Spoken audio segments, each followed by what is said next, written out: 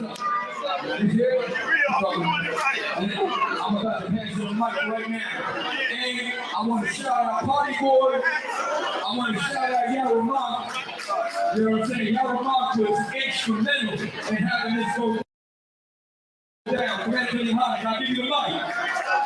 Please.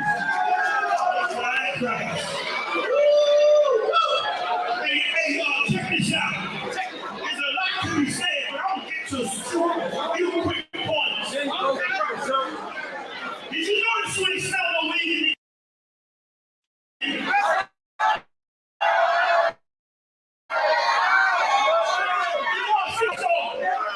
you notice nobody got peacock tonight? Did you notice nobody got carjacked, robbed, stuffed up, or disrespected? How the hell you want to enslave us? Steal our identity and then tell us who we can be. Nigga, please. We don't tell you who we are. You don't tell us who we are. We are the 12 Lord's tribes of the children of Israel.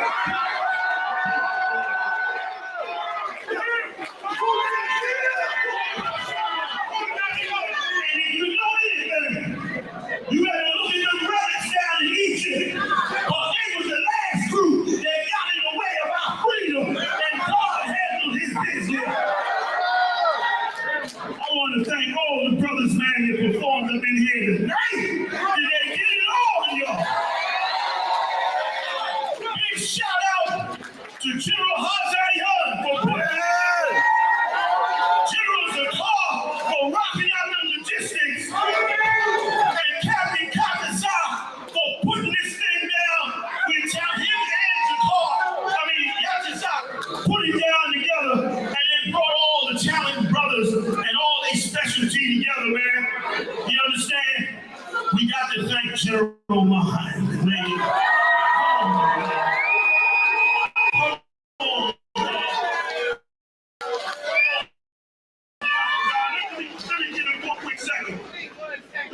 Up here one quick second, y'all. There's another, let me just pull it out, so there's another badass cat by the name of General YAHANNA.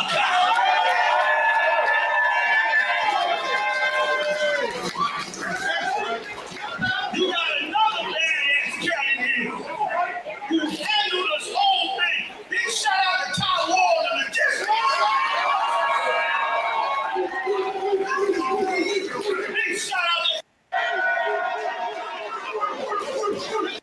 I'm hoping you learn that when a brother or a sister is down with you, that they willing to walk that mile with you, that you get to the point where they supposed to say, it's later for you and more, but they don't.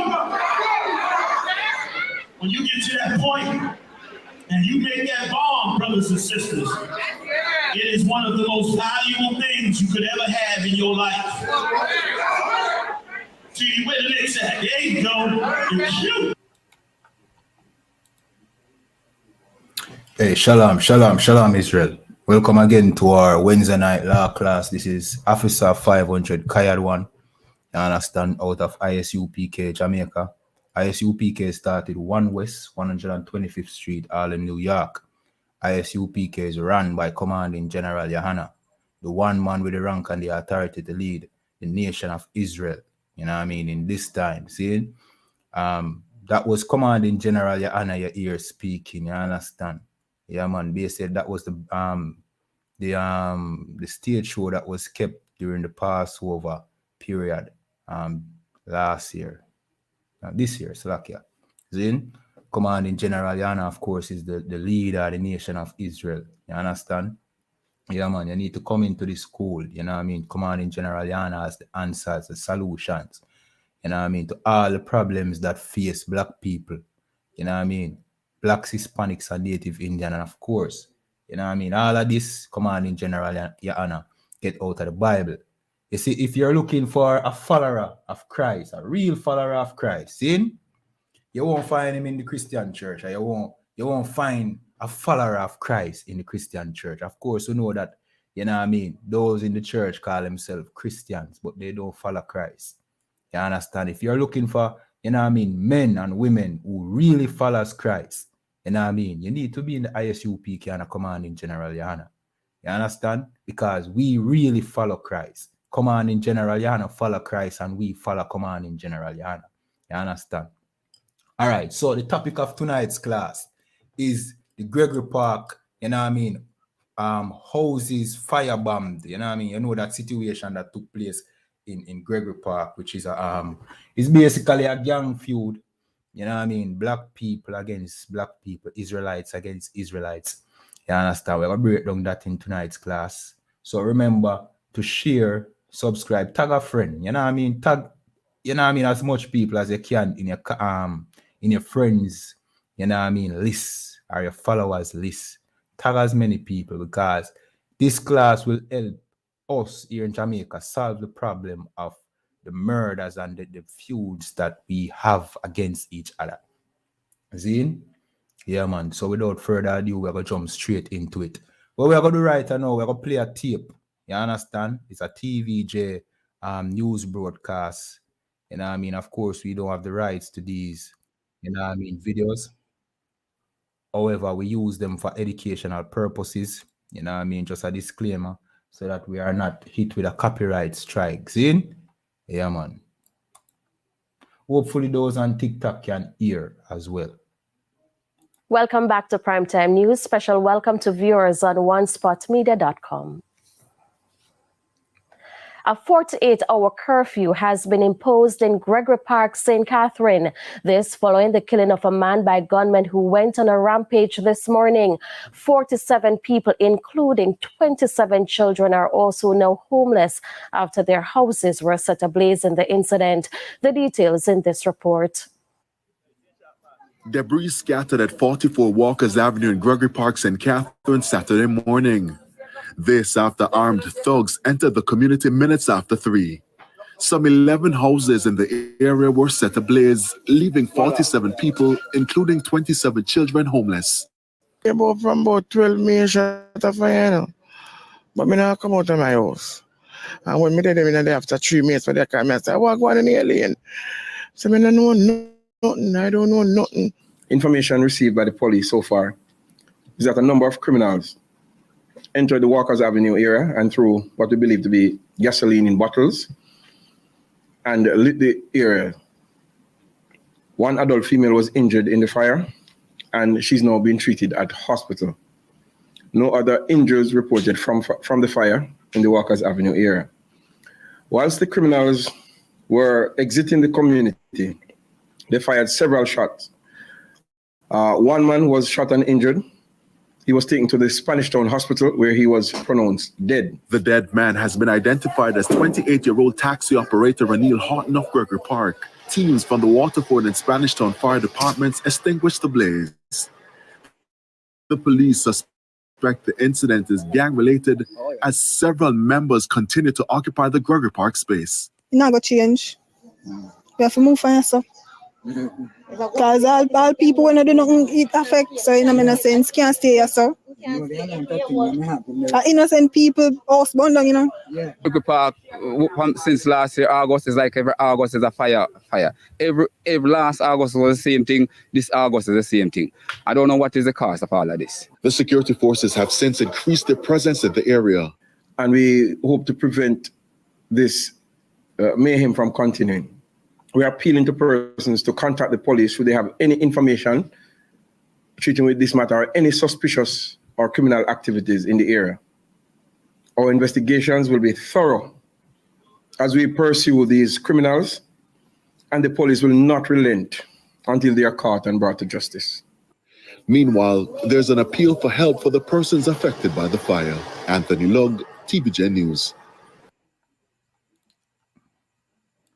All right, so you know what I mean? It's another situation where Israelites are treating each other as the enemy, as if we are each other's enemy. You understand?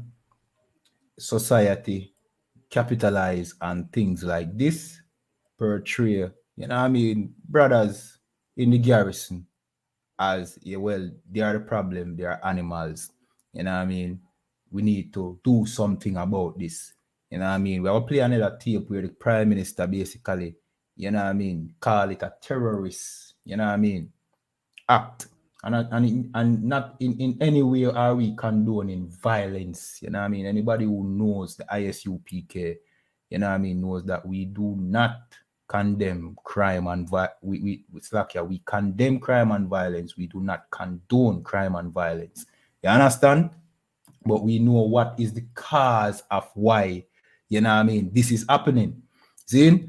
And the situation is not where, you know what I mean, we should cast the blame. Of course, the brothers who are involved, you know what I mean, in this wicked act, you know what I mean, of course, you know what I mean, levels of justice needs to be carried out. However, you have to continuously have this same problem if we don't solve what is the real cause of this. Because really and truly, the brothers, you know what I mean, who took part in this, they are not acting the true nature of how a black man and Israelite, you know what I mean, are in the true spirit of who an Israelite is. What caused our brothers to, you know what I mean, to become like this is the question. And when you can answer that question, then you could find the solution to this problem. More and more every day here in Jamaica, we see that, you know what I mean, our level of, what I call it now, viciousness against each other is increasing. But what is really, you know what I mean, the situation is we are becoming more and more like the oppressor. Let's face it. Let's you know what I mean, let's you know what I mean, talk about what's the real issue. Our true nature is not to burn down each other's, you know what I mean, home and make each other's children homeless. See? Who does this? Who burns down people's home and make children homeless? Is really the oppressor. You understand? When we are right, after slavery, was Jamaicans, the Benjamites here in Jamaica, violent towards each other? The question is, were we violent towards? What was the crime rate right after slavery, after we so-called got freedom? Because we know that we never got no real freedom. See? What was the crime rate after slavery? The crime rate was basically nothing. You understand? Black people was happy for the little freedom that they got, and they tried to, you know what I mean, live and survive. You know what I mean? Even though we were not given anything, any support, any help. We tried to live and survive. We were not violent towards each other. Oh, violence entered into, you know what I mean, Jamaican black people. We are going to break that down later after I cover the next video. See? But what we see right here, this is not the nature of our people. This is the nature of the white man, the oppressor. You understand? Who invades other people dwelling place and burn them house down to the ground. The oppressor. It's the oppressor, the blonde ear, blue-eyed devil who does this. Where did we learn this from? I'm going to show you, say it is, we learn this directly from the oppressor. You see, this, the prime minister called this a terrorist act, you know, which is an upgrade from a crime. And when you call it a terrorist act, you are basically saying that these people need to be treated, you know what I mean, not just as criminal, but as terrorists. You understand? But we're going to show you where our brothers and sisters learn this terrorist, you know what I mean, behavior from. This is not innately in black people, in the Israelites. You understand? We learn this over here in Jamaica. And anywhere where you see black people, the people who were brought over here in captivity. Anyway, you see them and you see them acting violent, this is not them true nature to act violently, you know what I mean, towards each other. Them learn it from the real violent producer, the real gang member, which is the slave master. He's the real gang member. He's the one that invades and destroy and make homeless. You understand? He's the one that does this. See? And we are learning his way over here. And we know the reason why. You understand? We know the reason why. Because, watch this now. Commanding General YAHANNA has always said, see, if you have two hungry dogs, you know what I mean, and you separate them by, you know what I mean, a cage. You put them in two separate cages. And between those two cages, you know what I mean, you put a stake between the two dogs, the two hungry dogs. You have been starving these dogs for days. And you put a stake in between these two dogs. See? And then you open that cage. What will happen? Those dogs won't focus on the stake, at first, Of course, the goal is to get the stake. But what will those do? Anybody in the chat, if you have the answer, see, this is what Commanding General YAHANNA teach us. And this is how we understand why we are violent towards each other. See? Anybody with the answer as to what these two hungry dogs, these two hungry pit bull dogs, bad dogs, because we know black people are warriors. Bad. See? What will they do in order to get that stake for themselves? It's the one stake. You know what I mean? What will they do? If anybody have the answer, just type it in the chat. May I get 20 seconds? See? Just type it in the chat. What will those two hungry dogs, after you starve them for days, and then you let them out of the cage and have a stake in between both dogs, what will those dogs first do? Does anybody know? For the sake of time, your answer. Zin, those two dogs will kill each other for that stake. You understand? And that is the situation in the garrison. The situation in the garrison is resources are, you know what I mean, are small. And black people have to fight to survive. You understand? And this system creates no way. You understand? This oppressive system creates no way, no escape for black people. No way for black people to provide, you know what I mean, for them family, you know what I mean, in a guaranteed way. You understand? To sustain a family and maintain, you know what I mean, a living. So what we have to do, we have to fight for the scraps. That is the garrison, fighting for turf, territory, you know what I mean, fighting, you know what I mean, for the little resources, little work, little political work running in the community. Of course, we don't know what is the root cause of what caused this violence, Many people might know. To be quite frank, it is no different from the other situations. Different from whether somebody was murdered, you understand? Whether it's road work, you know what I mean, work issuing out in the community, and one gang want the right to extort, you know what I mean, over the next one, we don't know. But it's all come from one source. The violence come from one source. Fighting for the little resource. You understand? That does not exist in the garrison. See? Escalating to generational warfare between Israelites and Israelites. Generational. You understand? It start, and basically I give you the breakdown, you know what I mean, to the video when I have a breakdown shortly. But it's a generational thing. You understand? And conflict for resource that cause us to deal with each other like this. But who put us in a condition where now we have to be scrapping for resource? The same oppressor. The same oppressor put us in a garrison, you know what I mean, keeping us poor, putting leaders over us who does not have our best interest at heart. That tell us what they want to tell us, make us promises, but never fulfill any of these promises. Never implement things that really benefit the descendants of the slaves here in Jamaica. Of course, the Chinese benefit. Of course, the Chinese, you know what I mean, they are able to establish businesses. You understand? The Indians are able to acquire land.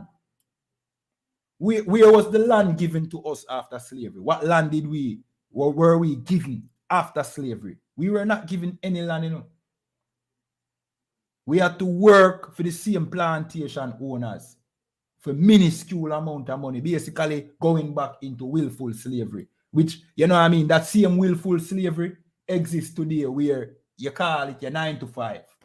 Because majority of the 9 to 5s that we go to today is for working for another nation that is not an Israelite, not a black person here in Jamaica. Is either you're working for the Chinese, you know what I mean? The Chinese children who them, basically the father is a Chinese, but the son come out as looking black, but his father is really a Chinese, which makes him a Chinese, an oppressor, one of the East Indians, one of the Arabs. That is what our, you know what I mean? That is what our slavery or our 9 to 5 look like, working for one of these nations. You understand? So we weren't given, even though we work hard to make our oppressors rich during slavery, we benefited nothing out of working hard during slavery. You understand? So we end up back on the plantation. And ending up back on the plantation means that you're still not able to provide for you know what I mean, for your family. You still have to be fighting for resource. You understand? You don't know, you know what I mean, how tomorrow set. You know, guarantee that every day I go consistent. You have to be competing against another Israelite for survive. And it don't just exist within the garrison concept where crime and violence is concerned, but in every area of being an Israelite here in Jamaica, whether you're a taxi man, may I show you how the thing broad now. See? A taxi man race another taxi man on the road just to survive, risking even him life and the life of him passenger. The bus man them is no different. You understand? Loader man, vendors hate each other because them have to be competing for the small resource that comes through the market. You understand? Show me the Chinese that is competing with the Chinese. There's no competition. You understand? Their bread is guaranteed because guess what? They don't have to be scrapping for resource. The resource is already there, and you know you are their resources. You are for them resource. You understand? It's either you got this Chinese store or this one. But one thing for sure, them know them guarantee are them customers. It's either you got this Syrian man store, this Arab man store in Jamaica, in Kingston, in Maypen, in Montego Bay, or the next. Them things sure, all them have to do and make sure them open. You understand? And you will patronize them business, or you will be the worker that works to carry out the function of them business every day upon a day-to-day basis. You understand? Zine? All right, so somebody asks an excellent question. What is the solution? This is the solution. First and foremost, we do not have an identity over here in Jamaica as to who we are. That is one advantage that these other nations have over us. Them know who they are. We don't know who we are. We call ourselves Christians, Rasta. We call ourselves, not many call themselves Arabs or Muslim, which is the religion of the Arabs. See? Enough call themselves Africans because they took us from Africa. You know what I mean? You know what that means? You're not going to, all right, let me break this down. You're not going to find an Arab man who thinks he's an African. What that mean? I'm sure, if every Arab sure know who they are. Them sure about who their identity is. You know, the reason why we call ourselves many different things is because we don't know. But the I.S.U.P.K and a commanding general is here to give you your identity back. And your identity is the Israelites and the command and the, you know what I mean, the chosen people of the Most High. That is your identity. The Israelites who are in the Bible, the biblical Jews, that is your identity here in Jamaica. You understand? That was the identity before slavery, and this is not makeup. This is telling you, you know what I mean, who you really are. When you understand and learn your history, then you would know that it is your job as an Israelite to, you know what I mean, come together as a people. It is a duty as an Israelite, being the Most High's chosen people, to come together. You understand? When you have your identity, when you know who you are as a people, it forces you to come together. You understand? And not only that, especially when your records, which is the Bible, which is a compilation of your records, which is not a religious book. See? When your records tell you that it is imperative that you come together as a people and don't join other nations. See? Which is no different from what other nations do to you. Them join themselves to them own people and separate from you. And that is the source of them, where they call it now, them success. Your records tell you that you should not join these other nations, but you should separate and join to each other. The solution is coming together. And when you come together and understand that you have a common enemy, you see, when you know that you have a common enemy, then you have a team, right? If you play a football match, then skins against shirt, then, and the man with upon the shirt team take off him shirt and I play skins. Him not sure which side him depend, him confused. That is our situation in Jamaica. We are playing for the wrong team. Yo, the amount of time we hear Jamaican people big up the Chinese as if the Chinese, yo, we admire the Chinese here in Jamaica, like, you know what I mean? They are as if they are the model citizen here in Jamaica, the right term that, you know, as if they are the model people here in Jamaica. We idolize the Chinese. We say, yo, one thing with the Chinese man, you know, yo, you know what I mean? All night them are working and and that's why the road can done so quick, you know, because the Chinese, they make sure come out in the night and You know why the Chinese do that? You know why the Chinese come out and, you know what I mean, and work so hard to accomplish and finish them tasks, because them knows at the end of the day it will benefit who? The Chinese. They work hard towards it because it will benefit the Chinese. See, me I give you an example. Like the road we are built right now, like whenever they build a highway, they will put in an extra effort to finish that highway. We are black man, him not gonna really work past the hours where, you know what I mean, him imply to work.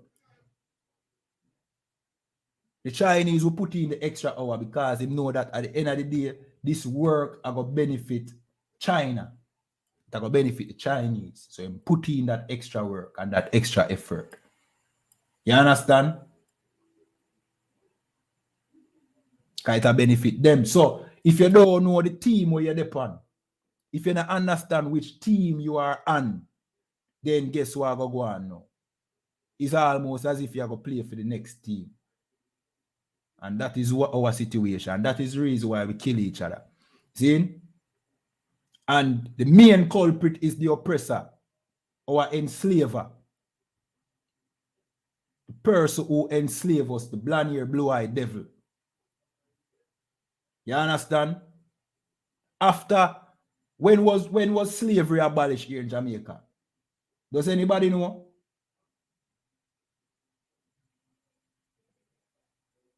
Or somebody said true, because we don't have any leaders. We have followers. I think you want to say followers. See, we don't have no leaders, we have followers. All right, let me show you something. We have leaders, you know, but we have leaders that don't look out for the best interests of the Most High's people. You understand? Their main interest is to become rich. You know what I mean? And becoming rich means that are maintaining them position. See? And that really means serving the oppressor's purpose. See? So when you serve the oppressor's purpose, that will go against the interest of your own people, because your oppressor has no interest in making enslave them better. Him not interested in making the slaves them empowered. You understand? That is not his interest. The oppressor don't care about, you know what I mean, making the slaves them feel empowered so that them can do better. You remaining a slave and not knowing who you are as a people, working at the best interest of the oppressor, because no, you will work to make the oppressor better and better and richer. So that's why you get leaders who carry out the will of the oppressor. You understand? So, to the original point, saying, we don't see the answer. Slavery was abolished, so-called abolished during the 1800s, 1834, right? What did we get after 1834? We didn't get any land. See? We didn't get any resources. We didn't get anything at all. Right? We didn't get anything at all. Right after slavery now, right after them so-called, you know what I mean, emancipated us from slavery. What them do? Them imported foreign workers, indentured servants, the Indians and the Chinese. You understand? Who imported them? The oppressor, the slave master. You understand? He imported them. Them never come here as slaves, you know. Them come here as workers. Work for your wage. So, because we were giving the oppressor free labor and making the oppressor rich, we fought for freedom, so-called freedom, but the oppressor still needed workers. But he accumulated as much wealth as he could offer our box anyway. So now him really just want some people now who can work and make him think great. Same way, even though we so-called got freed, which is not real freedom. See? So him import the Chinese and the Indians. Them own land. The Chinese own land in Jamaica. You know what I mean? Way more land than black people. Black people hardly own any land. The Israelites here in Jamaica hardly own any land. The Indians own land. Whole heap of land here in Jamaica, whole heap of businesses. Kemlani Mart is an Indian brand, which is a big establishment here in Jamaica. You understand? One of those big businesses in Jamaica and many more where the Indians them run and own land. The East Indians them what we call coolie here in Jamaica, and the Chinese where we own. We don't own even the land in the garrison where we live. We don't own nothing. Many of us are capture land we live on. You understand? We are capture land from after slavery because we weren't given no land. You understand? So if we don't own no land, it means say yo, we don't own nothing. You understand? We don't own nothing. So if you pile up everybody in a garret, like what General YAHANNA say, if you put everybody in a situation where them have to fight for the resource, them have to kill each other. And that you see in the garrison. You see a situation where black people is fighting or learning to be what Andrew Holness is now calling us terrorists because of lack of resource and lack of hope and a lack of way to, you know what I mean, solve them dispute as well. See? Because of course this situation in Gregory Park, it have to start from somewhere, you know. There's always the what I call it now, the starting point where something cause this to happen. But because we as a nation, we as a people, we don't really have any real, what I call it, avenue to get justice. We take justice in our own hand. You understand? And we act out some vicious things against our own people. You see me? That you see right so. But this is why this school is established. You understand? This is why the I.S.U.P.K and the Command in General YAHANNA is established, because we provide that avenue, you know what I mean, where black people and Hispanics and Native Indians, which are the 12 tribes of Israel, can come and find a solution to them, you know what I mean, disputes, without have to take things in your own and shed each other blood, you know what I mean, and doing harm to each other. That's why we always telling us, say, yo, the need for coming at them classes. Yeah. You understand? You who, all right, because somebody in the video, when we just play a while ago, somebody say, even innocent people pay the consequence where go on, for go on. That is why you who consider yourself, you know what I mean, one of the innocent people are, you know what I mean, need for coming at this school. You need for coming at this school, learn how to be, you know what I mean, a leader in your community. Learn how to be the solution to the problems that we face. You understand? Come get the solution in here, because we have a mechanism in here that gives, you know what I mean, a solution to any dispute that a brother or a sister have against each other, without it have to lead to a situation like this. You know what I mean? And why it have to lead to a situation like this? Why is this now the option in our minds? Where we bond on each other house, make you know what I mean, 20 odd children homeless. Who gave us that as an option? Who taught us that this was an option for us when it comes to us and our disagreements? Who teach us that? The oppressor and his system or his leaders that he gave to us. We have play the tape with Andrew Olnestein, and him basically I say, yo, this is a terrorist act. You know what I mean? And of course, we not condone the act that took place. We not condone this. We not say the people them who burn down the people them homes in Gregory Park that they are justified and they are doing the right thing and they should not get none of the blame. You know what I mean? We not say that. See? But at the same time, we have to understand where all of this started. Because you all right, you blaming the cause, not the cause, but you blaming the symptom or use this. All right, for every disease have a symptom. See, if you only attack the symptom and don't attack the source of the disease, will you ever cure that person who have that disease? You will never cure that person that have that disease.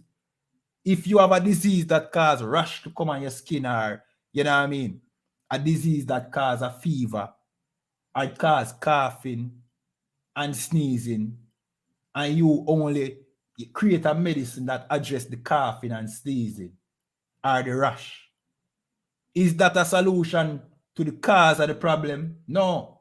After that cure that you or that treatment that you provided wear off, you're going to have more coughing and sneezing, you're going to have more rash. All these things are going to come back because you never solve the root of the problem. See? And the root of the problem, as we are telling, is our people.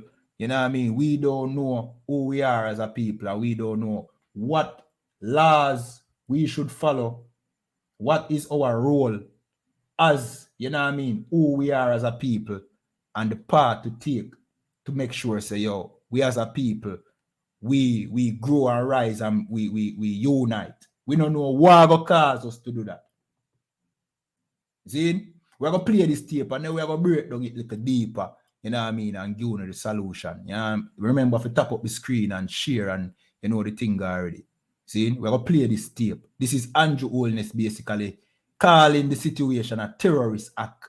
You understand? As if you know turning up the heat and, as I said, the symptom will make any difference. You understand? We're going to play this tape. Government agencies are now conducting a walkthrough of Gregory Park, St. Catherine. It follows a pre-dawn arson attack and the subsequent murder of a taxi operator on Walker's Avenue in the community on Saturday. About 4 dozen people have been left homeless, including children.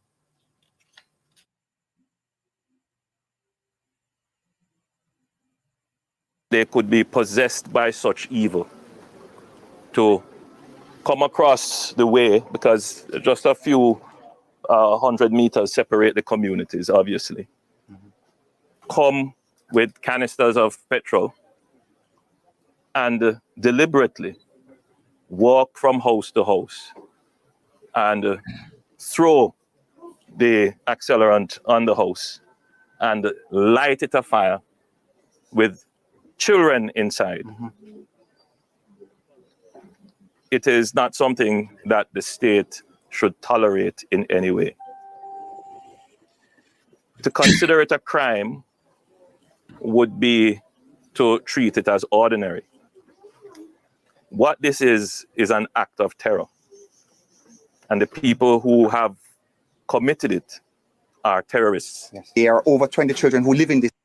All right, we'll stop right there. So before the LGBT minister they start that, because yo, that's one of the problem them too, you know, but so address that. See?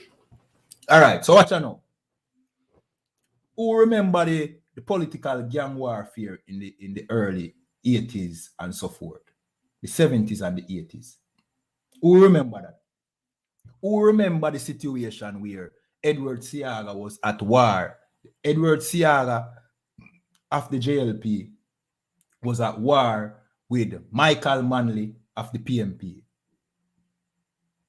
Who remember, you know what I mean, the situations where CIA agents, you know what I mean, came here to Jamaica. Remember, you know, bear in mind, you know, before this, there was no such thing as gang warfare here in Jamaica, before political gang warfare. You understand? We just recap, check the history. You know what I mean? When I say you never used to have a murder here, you know what I mean, a stabbing there, or even a shooting, you know what I mean? Guns before political, you know what I mean? Infiltration here in Jamaica, gang infiltration here in Jamaica. Wasn't even, you know what I mean? So come on, guns is chop and stab. And before them introduced them political gang warfare, politics was more like, you know what I mean, come like champs. Those are competitive sport. But who remember the politics of the 80s and the late 70s and the 80s, where these same politicians given to us by our oppressors, see, gave guns to young black men here in Jamaica, in the garrison, created garrisons, you understand? Gave guns to poor black people here in Jamaica to fight them political gang warfare. Who remember the CIA infiltrated Jamaica? And because they want to get rid of a certain political, you know what I mean, leader, them started insurrections here in Jamaica. Who remember that? Where houses were burned down. Random shootings took place just to paint a bad image on Jamaica to make a certain political leader. And we are not far or against, we are against all political, you know what I mean, affiliations here in Jamaica. We are not for them. See? This was when terrorism was introduced to Jamaica in the 70s and the 80s. And it escalated and took on a form of its own in the 90s. You understand? And in the 2000s, it evolved to more than politics. It become gang, just simply gang warfare. You know what I mean? Drugs warfare. It became simply just turf warfare. The same terrorism. But in the early 80s and the 70s, the late 70s and the 80s, see, the JLP and the PMP, these two political parties here in Jamaica, introduced terrorism through the KGB and the CIA here in Jamaica. That is where our people learned that from. And these two organizations affiliated with these two political parties, they are the oppressor. These are the white people. These are the oppressors, the slave masters. So when Andrew Holness come and him say, no, well, we have to treat this more than just, you know what I mean, a crime, but escalate it to now terrorism. you must remember where terrorism started here in Jamaica. And if you really want to solve, you know what I mean, if he's serious about solving, because we know him don't have the truth, you know. He don't have the solution that we have here in the I.S.U.P.K. See? If he really want to solve the problem of terrorism here in Jamaica, he would dissolve his political party because they are the foundation of all terror here in Jamaica after slavery, after the oppressor, which is just another, you know what I mean, form of oppression from the oppressor, his political party and the next political party. You understand? So, all right, it's easy to look upon the man them in a Gregory Park, you know what I mean, and say, we need to get rid of them. We not say, yo, the brothers who did this are right. I know that we are say. We not condone violence and crime and all them things there. We not condone them something there. We know how to get rid of them things there because we can't have a sense of the society with you know what I mean, with crime and violence. That just don't make no sense. See? But if you ever think about solving crime and violence, you have to find out where these things started. Who remember Jim Brown, Tivoli Garden, Christopher Doddus Coke? Who remember which political party they were associated with? And you know what I mean? And many people are for, or many people are against what, you know what I mean, these gang leaders did here in Jamaica. But who remember their political affiliations and their motivation? And who remember that they were associated, or drugs was introduced to Jamaica through these gangs from the politicians, through Edward Siaga and them? Who remember that? Nobody no remember that when them look at the Gregory Park situation. The finger pointing at the direction of the gangs in Gregory Park. Of course, there are problems. Gangs in Jamaica, you know what I mean? Those are brothers and sisters killing each other. See? Those are brothers and sisters, you know what I mean, fighting without a cause. But who remember where that started? That started with these two political parties. Gang warfare start with these political parties. But it's ironic that it is these political parties that are putting up solutions to the crime problem here in Jamaica. When, as far as me can see, they have benefited over the years from crime and violence. Crime and violence have been, you know what I mean, to their, you know what I mean, their best interest here in Jamaica, has carried out their will. You understand? Crime and violence carry out the will of these political parties. So when the Andrew Holness come now and I say, yo, this thing has escalated to terrorism, you must remember where terrorism started. It started with your political party and the next. You understand? Now, what we should do now as black people here in Jamaica, should we vote? Should we vote for Andrew Holness or Mark Golding? That would just be the continuation of the same. Because from the, remember, you know, crime and violence was basically non-existent in Jamaica, you know what I mean, amongst black people. Of course, you know that the oppressor was the main crime monster here in Jamaica, enslaving us and torturing us and killing us. You see? But amongst black people, crime and violence was non-existent before, after slavery. Because it was not in us to kill each other. It was when these two political parties were introduced. You understand? But now, me I talk to the descendants of the slaves here in Jamaica. What should we do? What should we do now that we know that these political parties carrying out the will of the oppressor, see, are the cause of crime and violence? We need to now come together and understand that we have a common enemy. Let me repeat that. We need to come together and understand that we have a common enemy. Having a common enemy is the solution to the problem of crime and violence and us killing each other. If you notice, we are the only ones that die in crime and violence. When you hear about people house being burned down and, you know what I mean, children being murdered and, you know what I mean, brothers and sisters being killed. It is never one of these oppressors who rule Jamaica. It is never the rich. It is never the Chinese. It is never the Indians. It is always the descendants of the slaves. Then why is that the situation? That is only the descendants of the slaves killing each other. Common sense should tell you that slavery have to have something to do with that. Just look into it. If it's only the slaves killing each other, slavery have to have something to do with that. Just think about it. Just use your brain. See? If the slaves are the only ones killing each other, slavery have to be one of the reasons why we kill each other. Which means what?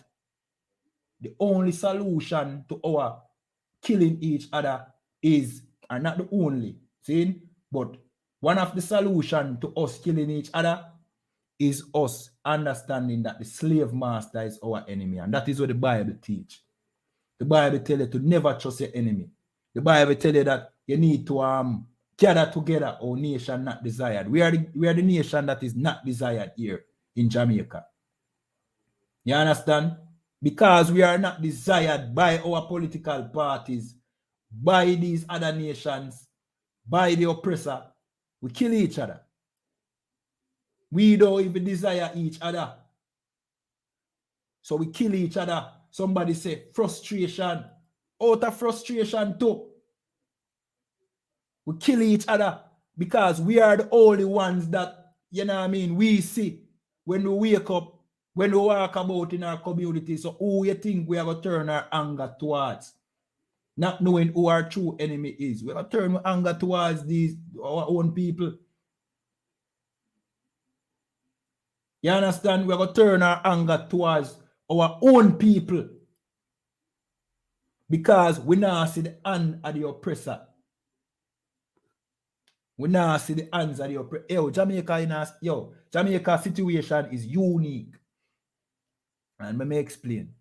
You see, in the United States, our black brothers in the United States, the Judites, you know what I mean, the tribe of Judah, the black people, the Negro in America, they see the oppressor every day. In Trinidad, them see the East Indian who is blatantly racist against them. So them can say, see your oppressor here. You see, here in Jamaica, we are made to believe that we are all out of many one people. And we don't really see the hand of the oppressor. What we see is politicians, not knowing that these politicians carry out the will of our oppressor. We're in a situation where we blame each other because we don't see the oppressor really. We might see a few oppressors, couple nations over there. So we think that, well, it can be a situation where somebody is trying to oppress black people. So what we do now, we blame black people for the problem with black people are cause, or the black people, where black people go through. We blame black people for what black people are go through. I say, yo, a true people lazy, we not ambition and all them thing there. We have a unique situation here in Jamaica. Because we don't see the hand of the oppressor, but rest assured that the hand of the oppressor is there. You understand? And our political leaders, they are the hands of the oppressor. They are the ones that carry out the will of the IMF. You know what I mean? That inflict austerity upon Jamaicans, upon the black people here in Jamaica. They are the reason why you're poor. The World Bank borrowing these loans and becoming in debt to the oppressor. And then the oppressor dictates what is implemented here in Jamaica. Notice, nothing is implemented that work to the benefit of black people here in Jamaica. You understand? Nothing at all is implemented. No law is given that free up the burden of black people here in Jamaica and make us, you know what I mean, put us in a position where now we can, you know what I mean, own the businesses and the resource here in Jamaica. It's always a situation where another nation controls and we are the workers. We are the working ants here in Jamaica that work to the benefit of everybody else except ourselves. You understand? So we have, as I say, we have a situation in Jamaica where we're kind of blindsided, but guess what I go on now? We need to understand that we have this common enemy, and that common enemy is the oppressor. See? The oppressor is the common enemy. And we will learn that, yo, we have an enemy over here, then we stop see each other as enemies. We stop look at another black man as, yo, me have a bun down him house, you know, cause, you know what I mean, him violating our them over there, so our enemy, you know. Back in the 90s, them kill such man and such man, kill back such man, and then it escalated to two communities hating each other. But loving the political parties that, you know what I mean, take claim to them community. And loving the politicians and loving the member of parliament and loving this councillor. Zane, but hating the other community. But when we learn, say, yo, these are puppets of our oppressors, then we know, say, yo, hold on, wait. If them people, look how Jamaica full of money. Look at the progress of them claim Jamaica get, you know what I mean, and the economy growing. But them claim the economy is growing. Oh, we not benefit from that. Oh, have we not been benefiting from that for years, decades? Them people that don't have our best interest at heart. We have a common enemy. These are our enemies. And when we learn that these are our enemies, then we unite as black people. You understand? But the situation is this. You can't unite under these religions that was given to us by our oppressors. Matter of fact, you can't unite under any religion. You have to find your real nationality. And what is your real nationality? By now, all are we supposed to know, because Commanding General YAHANNA has been, you know what I mean, teaching for decades and letting you know that you are the chosen people of God. You are the children of Israel. That is your common identity. So come together under this common identity, and then you will shed, you know what I mean, all the negatives that come with us, you know what I mean, under this oppressor. You understand? And the Most High told us that this would be a curse. Zane, this would be the curse that follow us when we break the Most High's, you know what I mean, covenant. It's a curse. But it's time now for us to lift this curse off of our people. This is the time. Now is this time for us to lift this curse. You understand? We're going to read some scriptures. You know what I mean? I'm not even going to bother read the article here because we basically, or should I? Let me just read the article so the proper context of this, you know what I mean, incident is understood. All right? All right. So it's a cabby shot dead, several homes firebomb in Gregory Park. See, I will read part of the article. St. Catherine, Jamaica. A taxi operator is dead and dozens of people are homeless following a gun and arson attack in Gregory Park, St. Catherine on Saturday morning. Then, the deceased has been identified as 28-year-old Renil Harton, otherwise called Rum Punch, of a Walker's Avenue address in the community. Information reaching Observer Online is that about 3:50 a.m. Harton and a friend were sitting on a car on Walker's Avenue when shot rang out. They ran in a bid to escape, during which Harton sustained gunshot wounds to his upper body and right arm and collapsed. Shortly after, a group of men armed with rifles and handguns then made their way to where the fire victims were asleep. They reportedly threw gas oil on the houses, then set them ablaze and opened gunfire, which awoke the occupants of the household. While the occupants were escaping from the burning building, the gunmen opened fire at them and they had to retreat inside the burning houses resulted in a complainant sustaining burn all over her body. The shooters then escaped in the area on foot. The police were summoned and both victims were taken to the Spanish Town Hospital, where Arton was pronounced dead on arrival, while the woman was admitted to in serious condition. You understand? So that is the situation in a nutshell. See? Andrew Wellness say, yo, this is an act of terrorism. And, you know what I mean? You might argue, yeah, it's an act of terrorism. But as me say, where did this terrorism, you know what I mean, this mindset came from? From him same political party and the next political party. You know what I mean? Introduced to us from back in the 80s and the 70s. You understand? That was the options given to us. You know what I mean? Not a better life. You know what I mean? Not better wages, not the opportunity to open businesses. And many people want to say, yo, well, Michael Manley give us the opportunity and black people never want it. That is a blatant lie, a lie that black people did want it. Black people just weren't educated, you know what I mean, enough on how to maintain businesses. Instead, what happened? Eventually, they gave it to other nations, which now control all the businesses, you know what I mean, and then push us back in at the garrison because the garrison benefit them political parties. And the garrison is strapped for resources.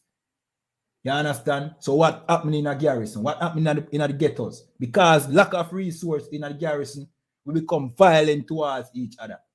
After them already had introduced violence to us through political gang warfare. This is where this all started. This is just the result. These are the children of the political gang arsonists from back in the 80s and the 70s. That was created by the JLP and the PMP. You understand? We're going to jump to some scriptures. You can't separate the two. You can't now say, yo, these are terrorists and not remind us where terrorism started here in Jamaica. You understand? You can't deny what happened in the 80s and the 70s. And then blame the generation now to say that they are a problem. No, they are just a symptom to a problem. And the problem is you. You are the problem, you political leaders who was set up by our oppressor, the enslaver, to further enslave us. You understand? We had Independence Day and Emancipation Day, you know what I mean? A week ago, a couple weeks ago. But where's the true emancipation and independence here in Jamaica? There's none. There's none. Anybody tell you that we have independence is a lie.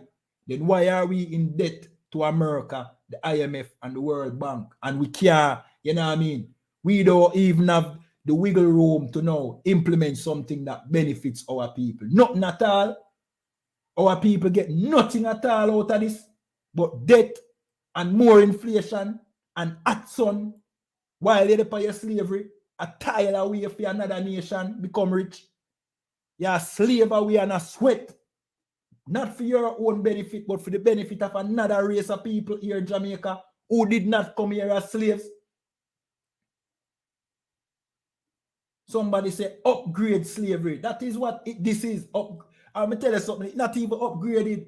It's just because the times change. This is a different form of slavery. It's not even upgraded. Just a different type of slavery. A slavery that you can't even see. If you now look good, you know, see a slavery. If you now look good, you think black people are the problem. If you now look good. That's why I have to give thanks every day for commanding General YAHANNA. Virgin, you don't even know. Yo, I'm glad I find a school, a road boy, or a school you find me. I'm glad I buck up on commanding General YAHANNA's video. Because, you know, I realize, road boy, yo, nobody at all in a Jamaica nah see where commanding General YAHANNA see. Everybody blame black people for the problems where Jamaica face. Every single body. The Rasta them blame the black people them. Christians them blame black people. Zin, only commanding General YAHANNA alone. She said the problem deeper than where you see. And when you look deeper, you see, say, yo, the real problem is the oppressor and the system that him put over us. And us not having an identity. We don't have our true identity because it was taken from us. Then why haven't it been given back to us? Why are we so have to be now over here guessing about who we are as a people? Guessing, wondering. Yo, we come from such and such tribe. Yo, Ray. Where's the proof? No real proof. Yo, Ray. This religion, that religion.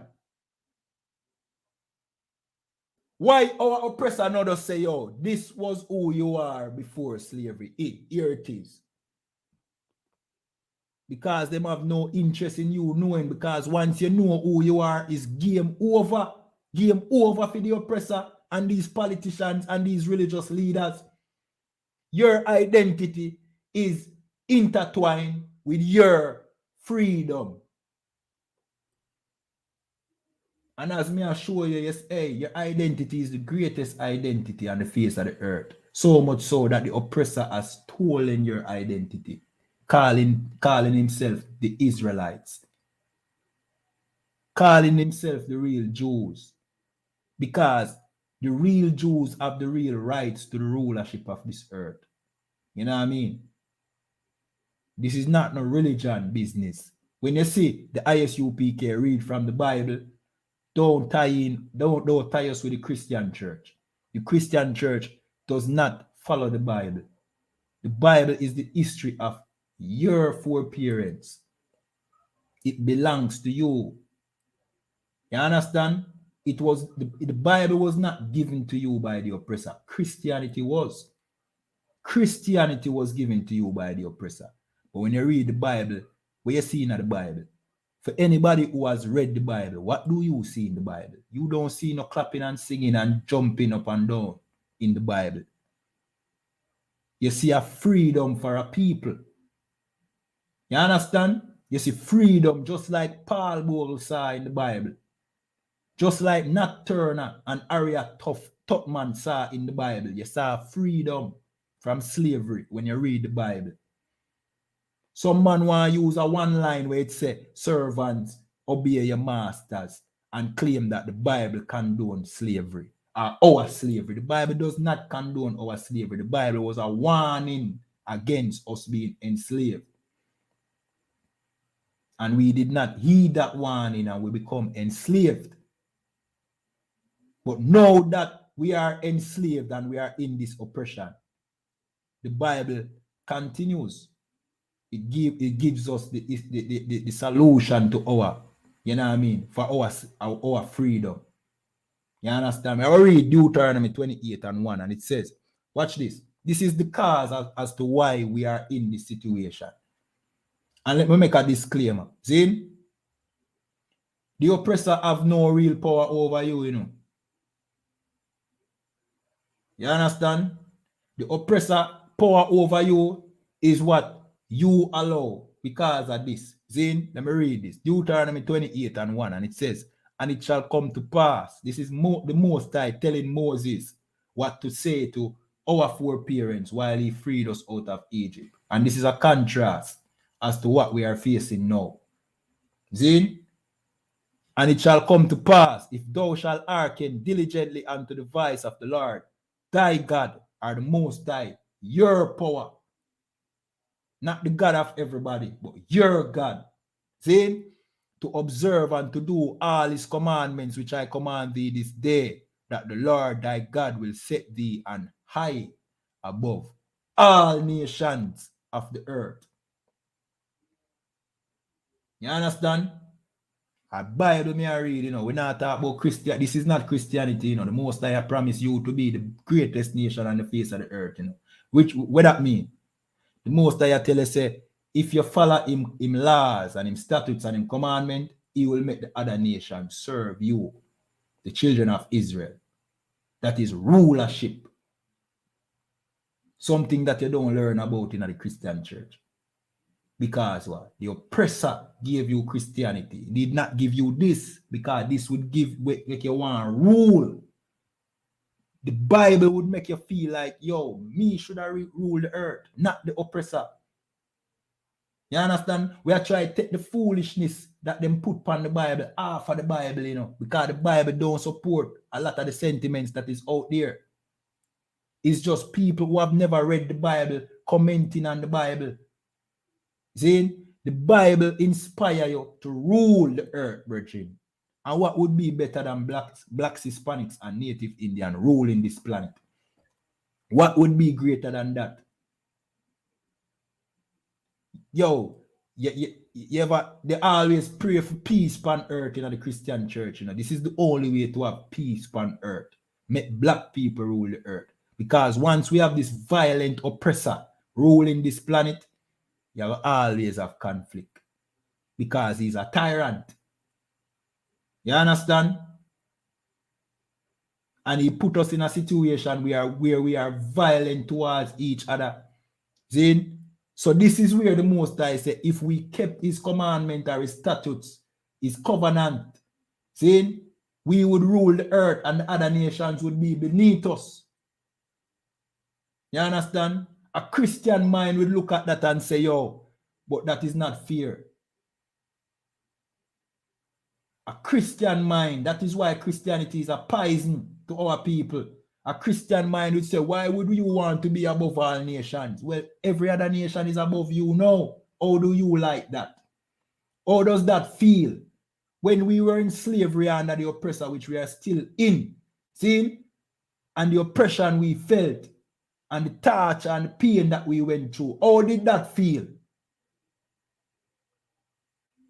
Why you only want the oppressor rule? Why you don't want your people rule? Well, the most I want your people to rule is just that, you know what I mean, you need to do something to rule. You have your part to play. And your part is coming back to the covenant that the Most High gave to us. You understand?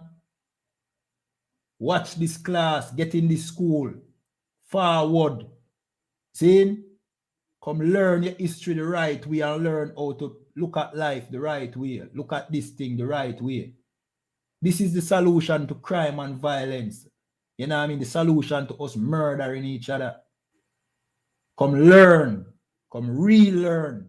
Wash off all the things that you have learned in life, which is a lie, which is a brainwash by the oppressor, and come relearn how to look at life. You understand? The way me look upon life right now, see? Yo, you don't even know. I know I was still in a slavery, you know, to some extent, you know. But me not feel like a slave.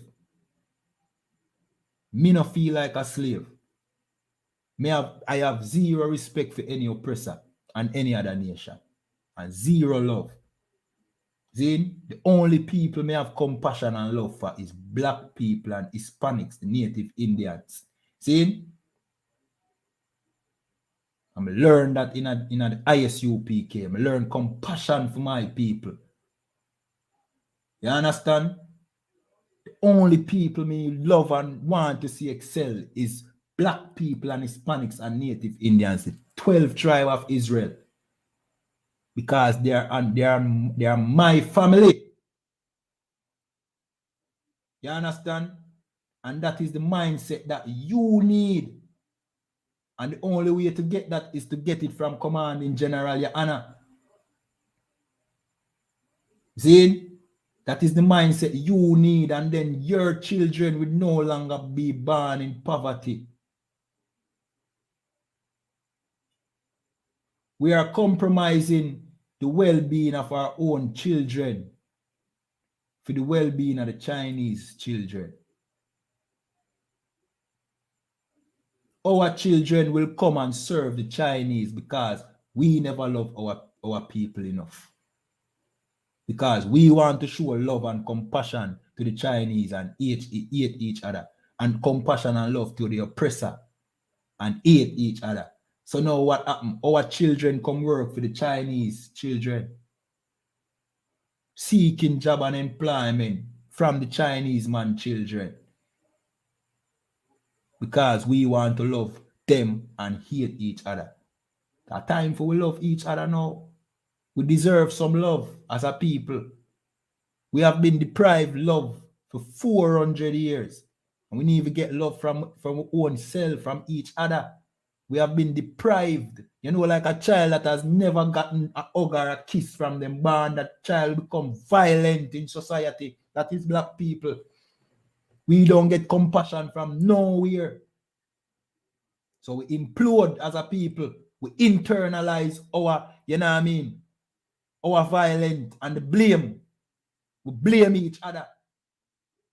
And you have some people that want to tell about, forget about slavery a long time. Slavery is the root cause of as to why we behave like this. Slavery. Don't make nobody tell you otherwise. Which means the oppressor is not off the hook. The oppressor still need, you know what I mean? We still need justice from the oppressor. It's needed for us to heal as a people.